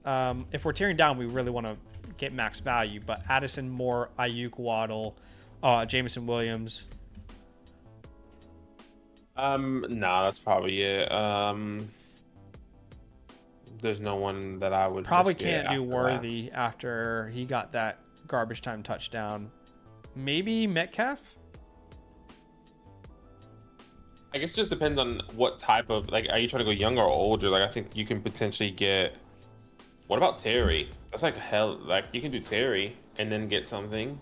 Yeah, I want to stay relatively in the same age bracket. Yeah, that's what I was thinking. Like, I don't know if you want to go the older route and then get a plus, or we stay on that same, because Devonta Smith 26, Terry's nearly 30, I think. Yeah. Yeah, 29. Excuse me. Appreciate the kind words there, Silas. I'm very excited about the Lemons Lemonade report. It's been awesome to see the feedback. Let's explore tiering up first. Chris Olave is another guy, by the way. Yeah. So if you were to tier up to like a Garrett Wilson or a T. Higgins, I think I'd prefer Higgins. But what do you think we could offer to get there? So Devonta Smith, and do you think Devonta Smith in a second gets us in the conversation? Do you think we need to add Tajay Spears? Do you think we need to add Jaden Reed? What do you think? I think we would just need a second, personally. I feel like Jaden Reed and Devonta Smith is a lot, but okay, maybe that's me. Only the mother flockers get the voucher, my friend Ryan. Only mother flockers get that voucher for a team playbook for the review. But yes, okay. So I'd be willing to pay Tajay and a second on top of Devonta for Higgins, but yeah, I'm okay to do that as well. If the market is Devonta in a second, I mean, what does that say on KTC? I know we hate KTC, but a lot of people use it as a Bible. That's why we reference it, to try and take advantage of it. Is a second in 2025 a mid-second? Does that get you to T. Higgins? It says it's way more valuable on that side. It's way more valuable, yeah, than T. Okay, so try and get T. Higgins in a third. Then if that's possible, I'm doing that all day. And I'm assuming that's the same thing for Garrett Wilson on their site. Yeah, let's see. They Just say a little bit. That's even. Yeah. So let's say plus a fourth. I would pay a second. In fact, I don't need that fourth back. I'd send Smith in a second straight up. Call it a day. That's if you want to tier up. Okay. Now, if you want to tier down, let's start with the. To me, I love the idea of tearing down to a Jameson Williams because I really don't see a difference between these two assets. Wholeheartedly, I know Devonta Smith is the one with the more aura in the industry. but I wholeheartedly don't really understand why there's that big of a difference between them in value. Devonta Smith, yes, has a long-term contract. I think you could argue that there's not a wide receiver that fits alongside the Lions offense better than Jameson Williams. Devonta Smith averaged 14 points per game this year, if we're looking at the latest number. Jameson Williams, what did he average this year? Was it 13? I can't remember. I don't think it's making that big of a difference for your roster. Certainly not if you're looking at the inconsistencies of both of these players. He averaged 14.1, so he actually averaged more points per game than Devonta Smith this year, oddly enough. But for some reason, there's still a big gap in the value. So I'd like to find the team that has Jameson Williams.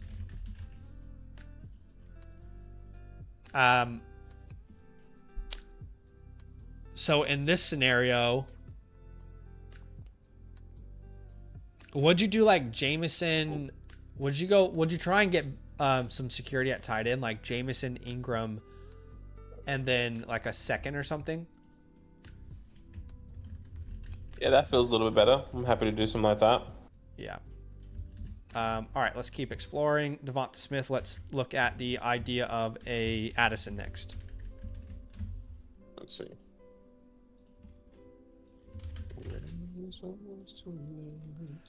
Addison, I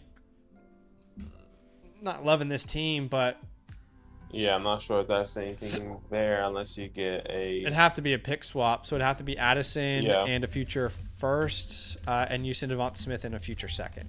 That's the only way that works, but I would do that. Let's look at DJ Moore. This is my favorite for this team because this team is competing, and I think DJ Moore is undervalued. Well, he has DJ Moore. So sorry. That was full. Yeah. Never go full. Let's see. Ayuk. Peyton's Places has Ayuk.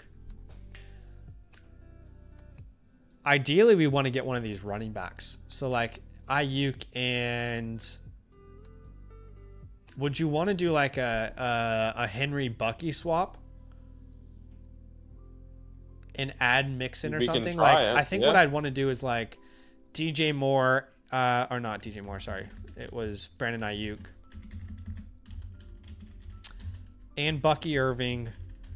And let's say like Joe Mixon. And then we would send them Devonta Smith and Derrick Henry and Aaron Jones. Like if that's possible, I think that's ideal outcome for you. But if you need to add on to it, like try and add a third, if not a second, to get that across the line. Yeah. That's actually really good outcome for you if you're able to pull that off. Let's talk about Jalen Waddle. Let's see. Who has Waddle here? Oh, he has Waddle. Again. He has Waddle as well. All right. We looked at Jameson Williams. Let's look at Metcalf. Let me know if you find it. DK. I'm trying to find Team 1. All these one. Team 1, yeah. So in this scenario, we'd probably want to be getting like a Hubbard, which, by the way, I've realized in the last couple of weeks is like one of the best buy lows in the industry. But if you can do like Metcalf Hubbard, I mean, I don't think you can get that straight up, but you're not far off there. Like that guy, Yeah, what if you added like Sam Darnold or something? You know? Yeah, you can. If that got it over the line, that guy doesn't have a great quarterback too. He's got Kirk Cousins. Alternatively, you could offer back. Would you do like a Aaron Jones?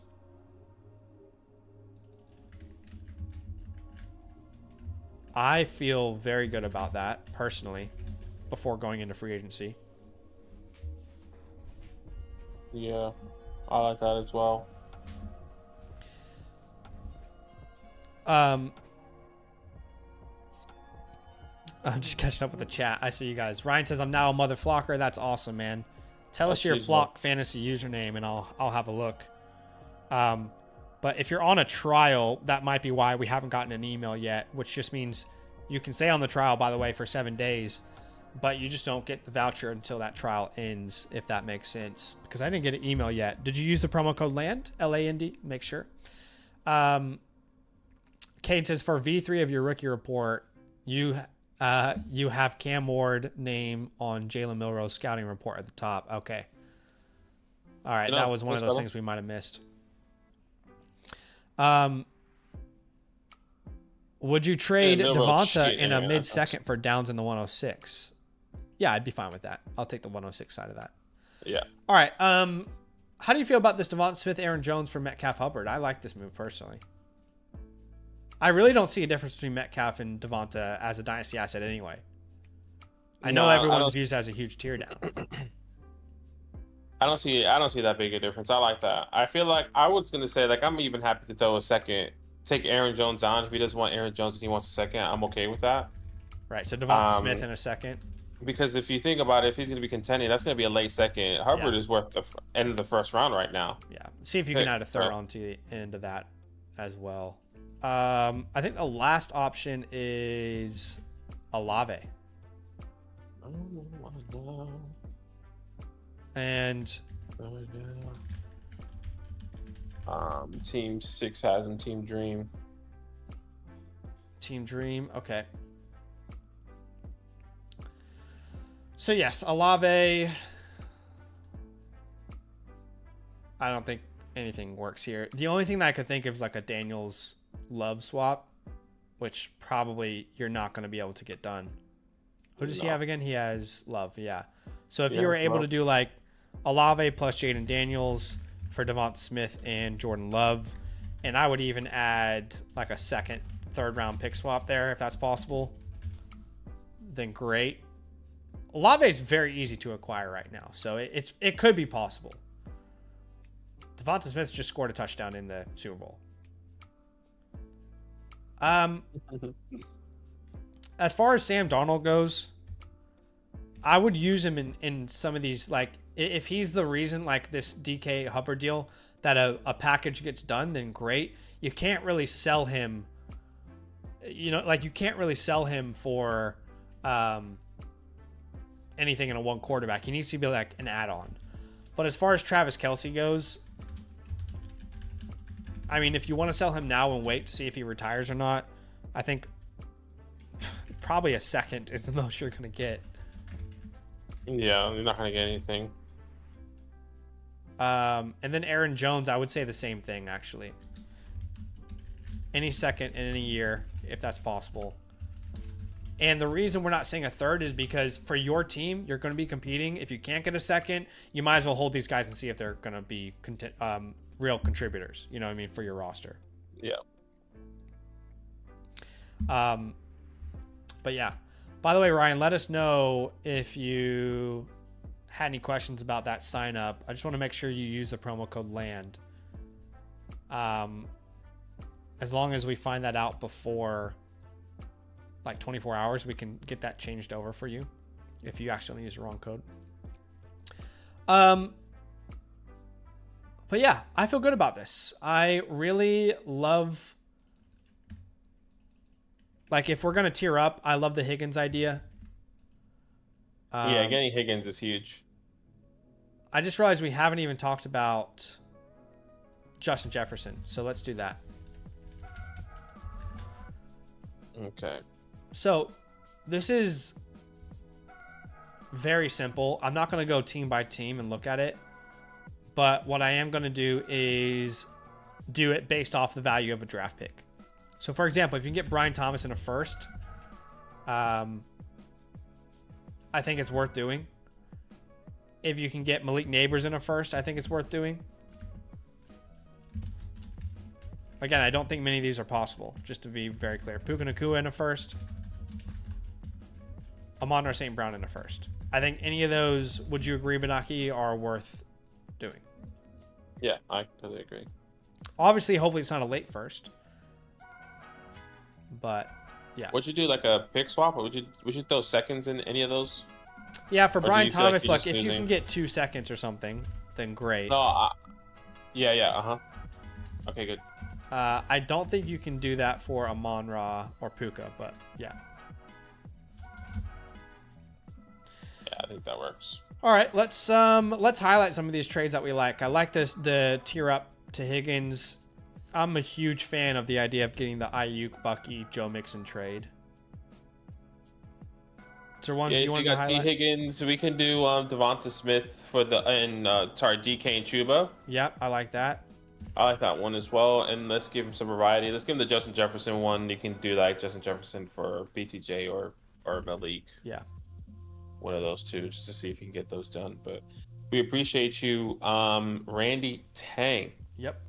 Whenever you get this notification, you will be getting your customized team playbook within 72 hours in the Flock Fantasy message system, customized to everything that we've talked about here today for you. We really appreciate you, man. Thank you so much for the support. Yes. And stay tuned.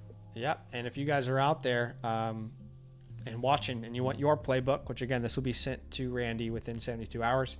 You want your team playbook, you want a complete customized game plan for the offseason. Best way to get it is by becoming a yearly Mother Flocker member with the promo code LAND. I'll put that link in the chat, flockfantasy.com/LAND. You get our rookie report as well. But if you're already a member with a different code, the second link is a link to the a la carte store where you can still buy a team review from us. All right. We will get to... I think we might have just got Ryan's notification. Huh? I just got Ryan's notification. Is he I think that's Dizzle? fine. Might be. Our Dizzle? That might be a just a team review purchase. Let's see. Let's see here. Oh, they used to let you see like the individual purchases. Okay, awesome. Ryan says, just became a Mother Flocker and submitted my team. Okay, cool. We'll have a look at that here soon, brother. Appreciate you big time. Let me refresh this on our end. I think I did the right thing. He says, let me see. How do I look for a user again? Let me see here. You go to dashboard, flock user. And what was his name? Ry Dizzle. All right, DZ. Bull, we see your super chat. Thank you so much. We'll have a look at that right after this, all right? So, Ryan, you bought a live playbook, which is totally fine. But you didn't get a yearly membership. But that's totally okay. The only difference is you won't have like a member. You won't have like access to like our Discord premium channels, the rookie report, unless you're a member with a different code, the premium tools and everything. If you wanted to become a member, you'll definitely be on the live stream. I promise you. He says, I wanted to send a longer message, but I couldn't. Okay, gotcha. But you do have your live. If you're mainly looking for the playbook, you're good to go. But if you wanted to get those other perks, I believe our developers would be able to help you get that. So basically, if you go to our Discord and you go to site issues right here, and I'll put this in the chat, you can tell them you wanted to sign up for a yearly membership, but you accidentally just purchased a team review. How can I pay the difference? If you do this within like the next 10 minutes, they're definitely going to find a way to help you out with that. But if you wait like 24 hours, they'll probably be like, it's too late. But either way, you have a team review ready to go. It's just if you wanted to be that member, you wanted to get those other perks, then they're going to be able to help you do that there. What you did is you went to purchase a team review instead of signing up to become a member, right? So if you go to flockfantasy.com/land, this is where it will help you sign up. You create an account. And then once you're there, you go to plans, you go annual, and then you choose the Mother Flocker tier here. So I think that's just where you may have done it differently, but totally okay. Our devs will be able to help you if you send a message there. Yeah, we appreciate the support, man. Thank you so much. Big time. And we'll get to your team review probably most likely tomorrow. Yeah, tomorrow. So stay tuned for that. So just be here at the same time tomorrow, and we'll most likely get to your team. But we will also send you a message in the Flock Fantasy message system, and you should get an email once it's finished. The review is finished, so you'll have the time code as well. Yeah, exactly. Thank you for the super chat there, Bull. Oh, okay. He says I did that, maybe delayed or didn't go through. Okay. Just tell us, just tell the developers exactly what you did there, and they'll be able to figure out exactly how to help. But I promise you, we've got so many great developers that are going to be able to support you there. Appreciate the support, Ryan. I really do. Well, I just want you to get the most out of your membership, and we think the yearly one is the best bang for your buck. But either way, totally okay. We appreciate the support. We did get a super chat here from Bull in the China Shop. Says, what is Pickens worth? Also, Slick Rick. Pickens is like on the edge of a first round pick. If you were to sell him, you could probably get the 201, but yeah, you'd probably want to hold and see if you can get any first in any year, right? If you can get any first round pick in any year, you sell him. Right. Alan's calling me 1 second. But if you want to sell him right now because you probably can't get a first, you're probably looking at the 201. So depending on your team, he's either a hold or a sell, right? As far as Ricky Pearsall, he's probably worth a late second right now. And I think he's a strong hold because it sounds like they're about to move Deebo Samuel this offseason. And if they do, then Ricky Pearsall's value is going to go through the roof. Bull in a China Shop says, who could you trade for, or what's that look like for Pickens? Well, Pickens is in this range where he's around the value of, and I'll tell you all these players I would trade Pickens away for. This is according to expert consensus ranking on the Flock site. So if you can get DJ Moore, it's a no-brainer. If you can get Jordan Addison, it's a no-brainer. It's a no-brainer. If you can get Ayuk, I think I'd be willing to do that. Xavier Worthy. I'm going crazy for all these players, yeah. Metcalf. Give me all those guys. Waddle. I'd prefer all those players over him. Terry McLaurin if you're competing. But it's going to depend user by user, right? Silas says, I sold Pickens for a 27 first and the 306 in a league of mine. So there you go. If you're able to get a first, it's ideal. I just think most leagues you probably won't be able to. But if you're able to do that like Sizzle was able to, then you should feel great about it. Yeah, all right. I think it's a great trade. Do we want to do one more, or do we want to call it a day and do Joey and Ryan tomorrow? Yeah, we can do that. We can leave. I don't think Joey's, unless Joey's here. Joey, are you here? We'll give time. But if he's not, then maybe what we can do is message him tonight and just say we're going to review your team so he can join us. By the way, we're not actively saying you need to sell Pickens. You know, I think if you can reset the clock, then it's worth it. Like if you can get a late first and reset the clock, that's where he was drafted anyway in rookie drafts. I think it's worth exploring, but you don't need to sell him. Yeah, and his value is low right now. I don't know if his value is going to rise unless we know what the quarterback situation is in Pittsburgh. Like I think you and I just talked about all those names. We'd be more than happy to have over DJ Moore on a roster. So George Pickens, over George Pickens on a roster. Sorry. Yeah, and I think think about it. Right, we keep seeing Luther Burden or Mika Buka going to the Steelers. Is that going to help or hurt George Pickens? Is Russell Wilson being the quarterback there going to hurt or help George Pickens? Hell, what about even Justin Fields? I think there's a lot of question marks. I don't think his value is going to rise or dip significantly. He's probably just going to be the same price for a long time. The fact that you got a 2027 first, I think is pretty huge. Personally, yeah, Pickens is kind of stuck in quarterback purgatory, and the issue with the Pittsburgh Steelers is they're never going to be bad enough as a team to ever change. You know, they would literally never be able to change.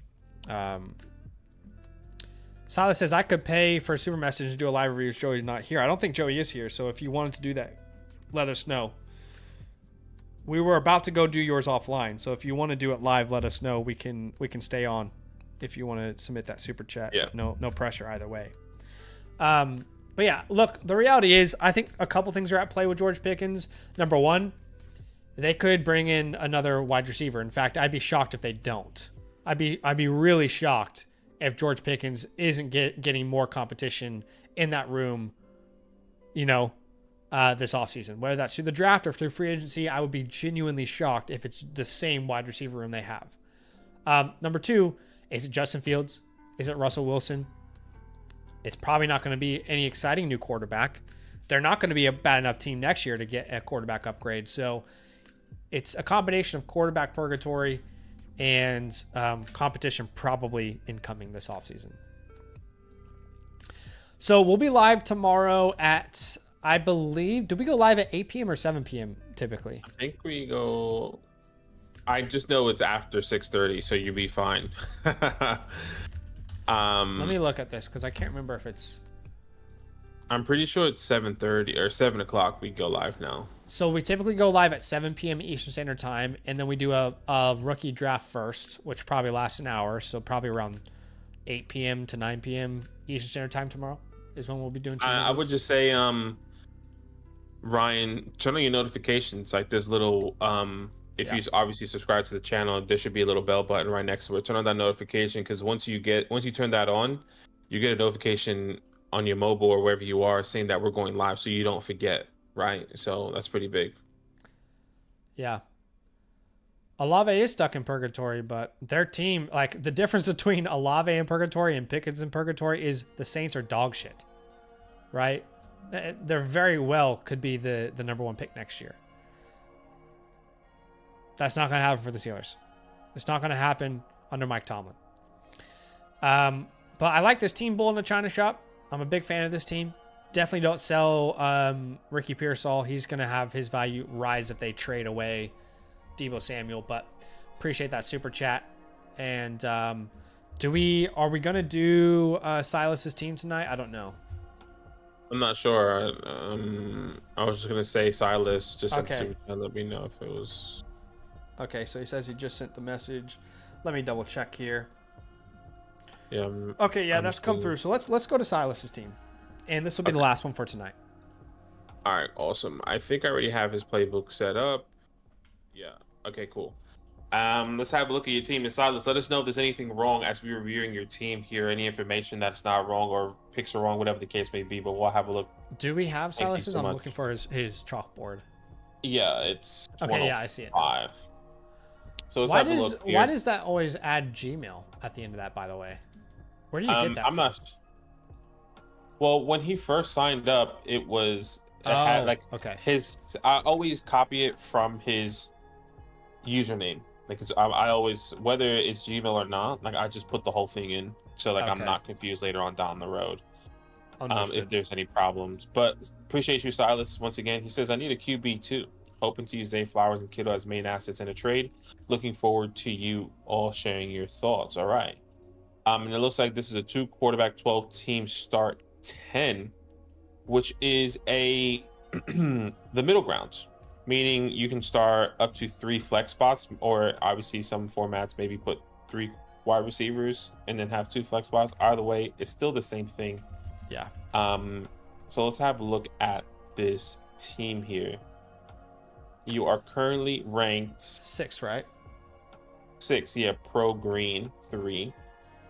Let's get the quarterback room. Quarterbacks are Jordan Love, Russell Wilson, Derek Carr, and hey, the GOAT Danny Dimes. Huge.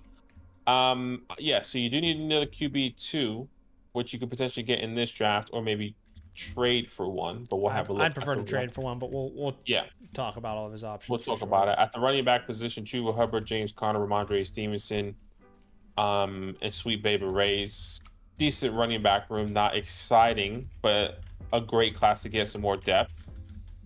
Remember, you can start up to 5 wide receivers or 5 running backs, and all you have right now is Nico Collins, Lab McConkey, JSN, Zay Flowers, Jalen Coker, and Parker Washington. You have a total of 6 where you can start up to 5, with Trey McBride and George Kittle. But the good thing about this is that you have your 25 first, which is not even yours, somebody else's. Yeah. But the downfall is you don't have your 26 first. Oh, do we not? Yeah, you're right. No first and 26 point blank period, actually. Well, let's think through the starting lineup real fast. So it's Love and Wilson, not great at quarterback 2. Chuba Connor. Connor's, it's a little uneasy right now with Benson breathing down his neck. Nico, Ladd, McBride, and then we would need 3 more flexes. So between JSN, Flowers, Kittle, you feel confident that those guys are at least flexible. There's a chance Stevenson is. There's a chance Coker is. But when we don't have our first and 26, this really makes me lean windows open, no? Yeah, it has to be windows open. I almost feel like we need to use that 105 on a quarterback. Like, how would you feel about... Okay, we don't want to dive into this too first. Let's get through the admin stuff here, right? So, you don't have an untouchable. Your closest untouchable is Trey McBride. If you want to put that on the graphic, you can. Your holds... I'd say Jalen Coker is a strong hold. Jalen Coker, Parker Washington. I like Parker Washington with the moves they made there. As far as drops, you could drop Juwan Johnson if you wanted to. You could drop Sincere McCormick if you wanted to, but I don't think you have really many obvious drops. You know what I mean?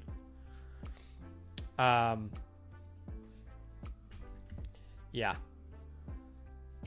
As far as overall team grade, this feels like B-. Yeah, I'm okay with that. Draft capital grade is tough because, you know, when we look at giving a grade on draft capital, it's just tough because you don't have your first and 26. And that's a big deal because there's no reason for us not to be all out trying to win this year. You have a good amount of second round picks. I put B- again, probably. Okay. So put B-. Here. Closer to a C+. C, closer to a B+, you mean? C+. Then a... Oh, right. Okay. Yeah. But, yeah, I think this is a Windows open roster. There's no reason not to try and compete. Jordan Love is very disrespected in the industry right now. I don't think he should be. Same with Chuba Hubbard. I think you have two guys, you know, that are very disrespected right now in the industry. So, honestly, I think Hubbard and Love, you could also put those guys as holds if you wanted to. I actually put, well, yeah, actually, no, you're right. Jordan Love. But if he sticks and picks at the 105, he's really in this range with, like, you know, the Cam Wards, the Shedeur Sanders, if he wants to grab a quarterback there. You know, we've made our opinions on the quarterback class as a whole very, very known. But you're also in that range where, like, you know, your McMillans, Burdens, Hamptons, Johnson, Hendersons are kind of all options at that point. At the 202, hopefully one of these names are left over. Your Judkins, Egbuka, Loveland, Warren, Golden, Royals. And then beyond that, you're kind of looking at a bunch of running backs that could end up being hits for you. In fact, I want to add Elijah Arroyo when we talk about these names, because I think Elijah Arroyo is well worth a early second. And then at the 210, that's more later. I mean, it's probably these names minus Matthew Golden, right? Like those would be the best available. I don't see Golden falling that far. And then beyond that, it is true BPA for all of these other picks. Like our rankings will be updated on the rookie report by that time. So let's say you drafted Cam Ward, which is a possibility there at the 105. Obviously, we have different opinions mixed up and down the board on him. Who's most likely to fall? What? Matthew Golden or Colson Loveland might fall. Yeah, most likely. At the 204, you then pick up... I'd rather you pick up Matthew Golden if both of those guys are likely to fall. At the 204, then you can get Elijah Arroyo. You end up with Sampson, Neal, right?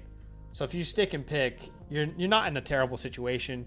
You're going to add Cam Ward, and as much as funnily enough, my ceiling comp for him is Jordan Love. at least you have a what if there in that quarterback room, right? You're not relying on, okay, if Russell Wilson and Derek Carr lose their job this year, I'm fucked, right? Like, well, at least you have this high upside type of risk quarterback there with Cam Ward. You also are able to add Matthew Golden to a wide receiver room. That feels much better having him as your wide receiver 4 than relying on Zay Flowers to take the next step. But at worst, Matthew Golden's your wide receiver 5. And then you also had Elijah Arroyo, which maybe lets you sell George Kittle. Right? Or even Trey McBride if you want to maximize value. So that's not a bad plan at all, right? You add Samson and Devin Neal to a running back room that desperately needs some youth. The other option is you trade the 105 for a quarterback straight up. Quarterback. Yeah. Which is what I want to do personally. I'm really not a huge fan of this quarterback class as a whole. So I want to remind myself, what is kind of that range at the 105? I'm trying to remember. I feel like the first one I remember was Michael Penix. Yes, Michael Penix would be. I would dream about that. That would be awesome if you're able to do that. And in a lot of leagues, you could actually do it straight up. But if you needed to add something onto that, I mean, I think you and I would be willing to add, like, I mean, Derek Carr, maybe. I don't know. Right? Yeah, to get it over the line, or yeah, just to look at the Michael Penix owner. He only has Bo Nix and Michael Penix, so that's going to be tough. Or you could also throw in Russell Wilson, right? Like one of those two options to get Penix, I like.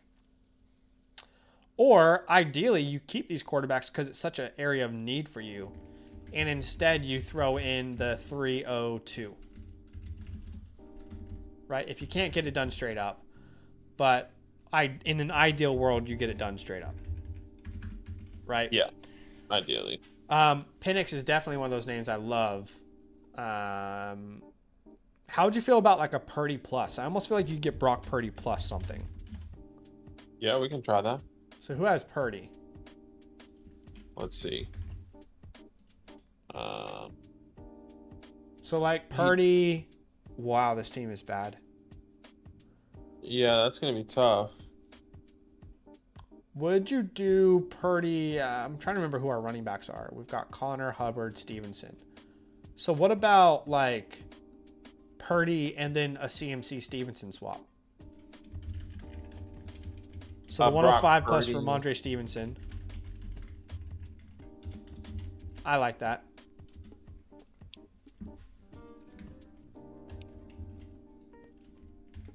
We may never know if Benaki likes it, but no, it's just I'm thinking like if I'm anti CMC and you are plus CMC, why would somebody want Ramondre Stevenson? Well, because we're already giving you the 105, which most people would value higher than Purdy. Sure, that's fair. So we're trying to get continue. That's what I was thinking. I was like, I don't know if you can get CMC. And I don't even like CMC, and I don't think you can do that. But we can try. We can try it. How about Baker Mayfield plus then? Let's see. Baker Mayfield. All right, Baker. No. A lot of these quarterback rooms are like one quarterback heavy, and the second QB is always in question. The only quarterback that has 3 quarterbacks that might be willing to get rid of somebody is Team 9. Jalen Hurts, CJ Stroud, Bryce Young. Let's not get too off track just yet. Yeah. Baker Olave, I think, could be really interesting, and you're not going to get that done straight up. But if you're able to do Baker plus Chris Olave, and then you send the 105 and like the 202. You're almost getting Olave for an early second there. Exactly. So we talked about Baker. I think that's possible with Baker. I mean, the McCarthy to me is where you get a big plus, but I don't want to explore that because you need to know that you can rely on him right now, if that makes sense. Maybe Jared Goff is the other name we can look at. Yeah, let's look at Goff. Let's see. big golf here. Team 1. Another guy that only has one quarterback or two.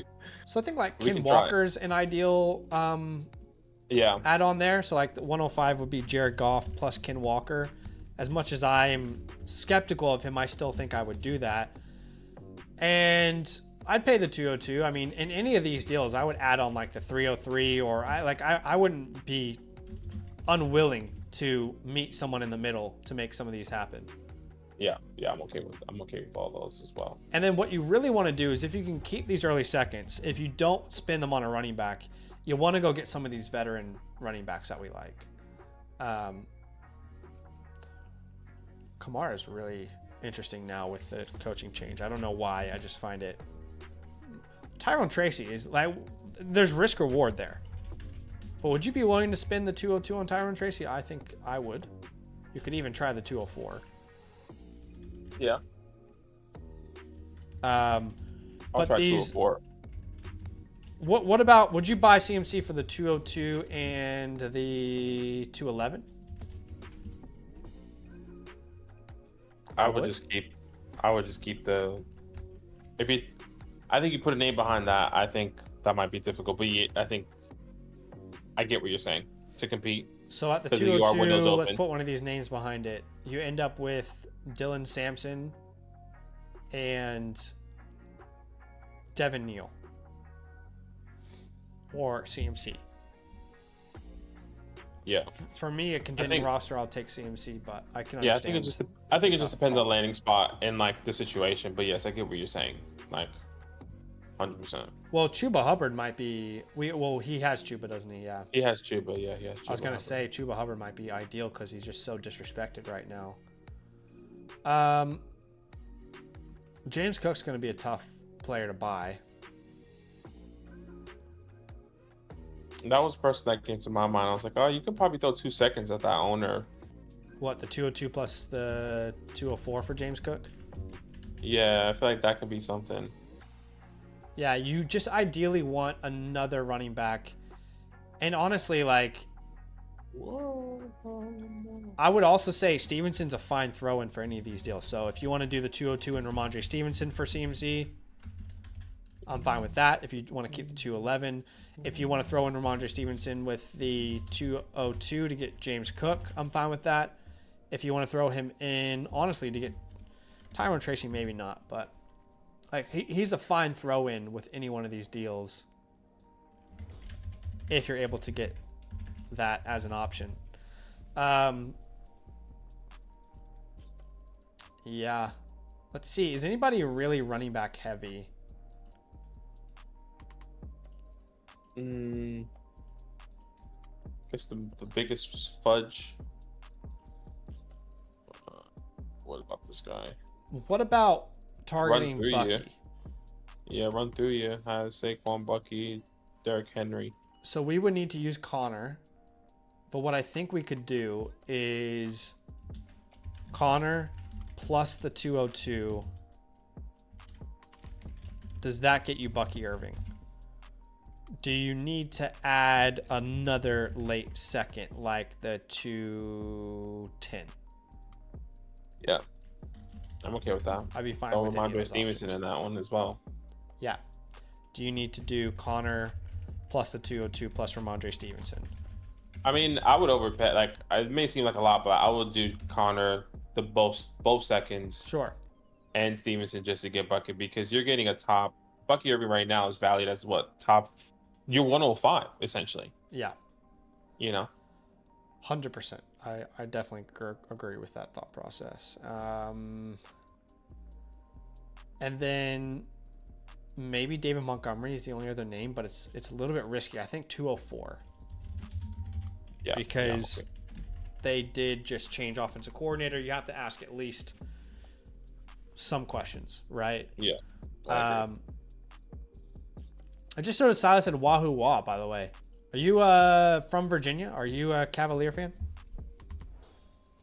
Oh, well, yeah, and Silas, let us know if you have any other questions, man, because this is your time to shine. Yeah, this is your time to shine, my friend. But I think my favorite ones are, if we end up with Michael Penix, I would love that. I really love the idea of like the Jared Goff, Ken Walker.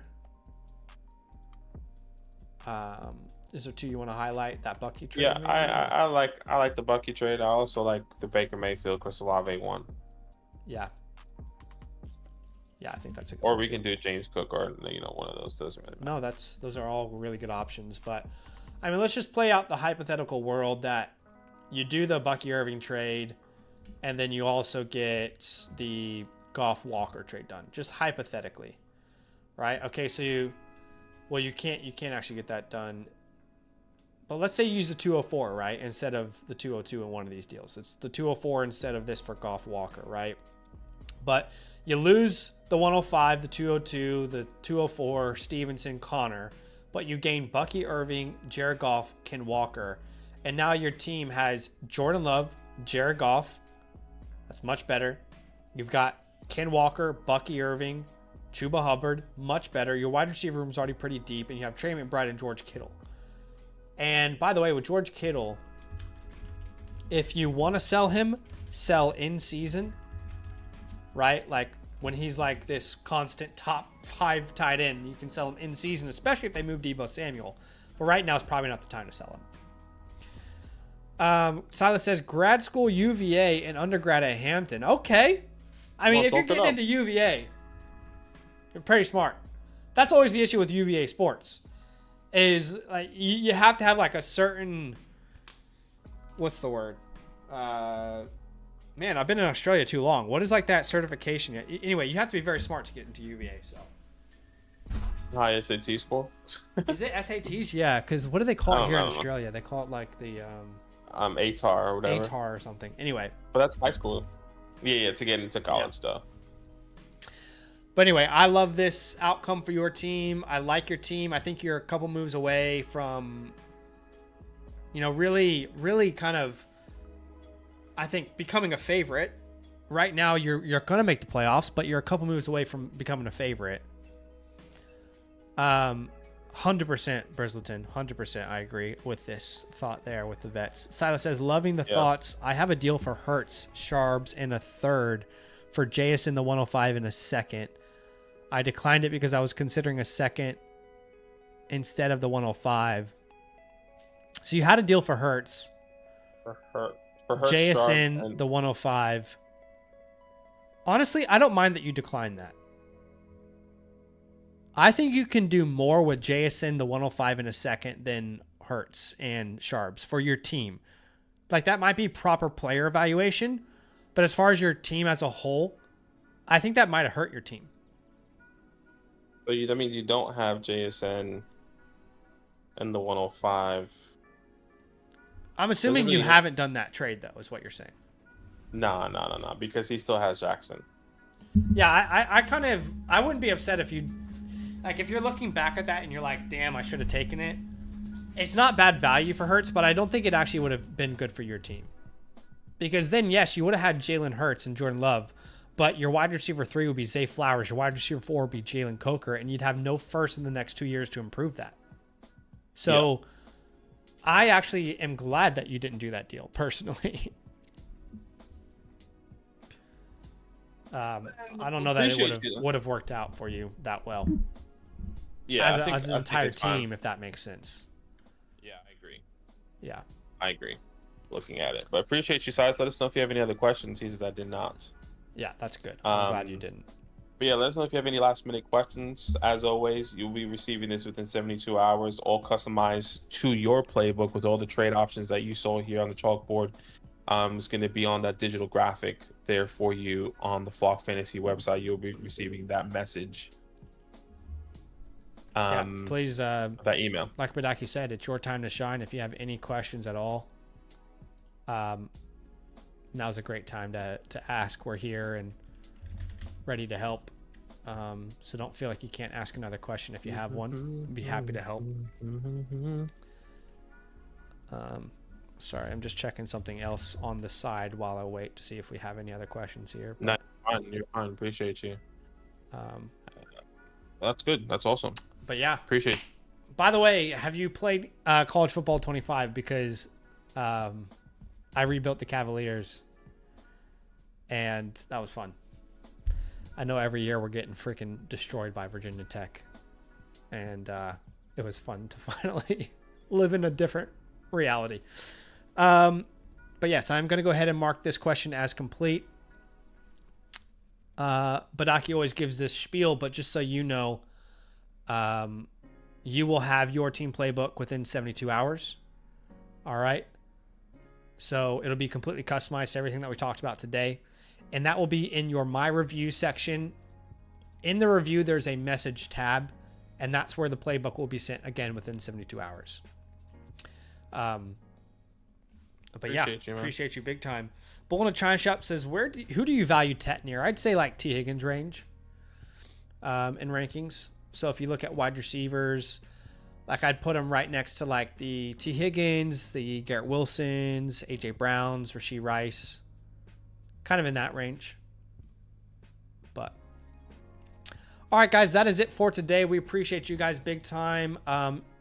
Yes, I actually talked about selling Brian Robinson in yesterday's video. Go check that out if you want to watch that.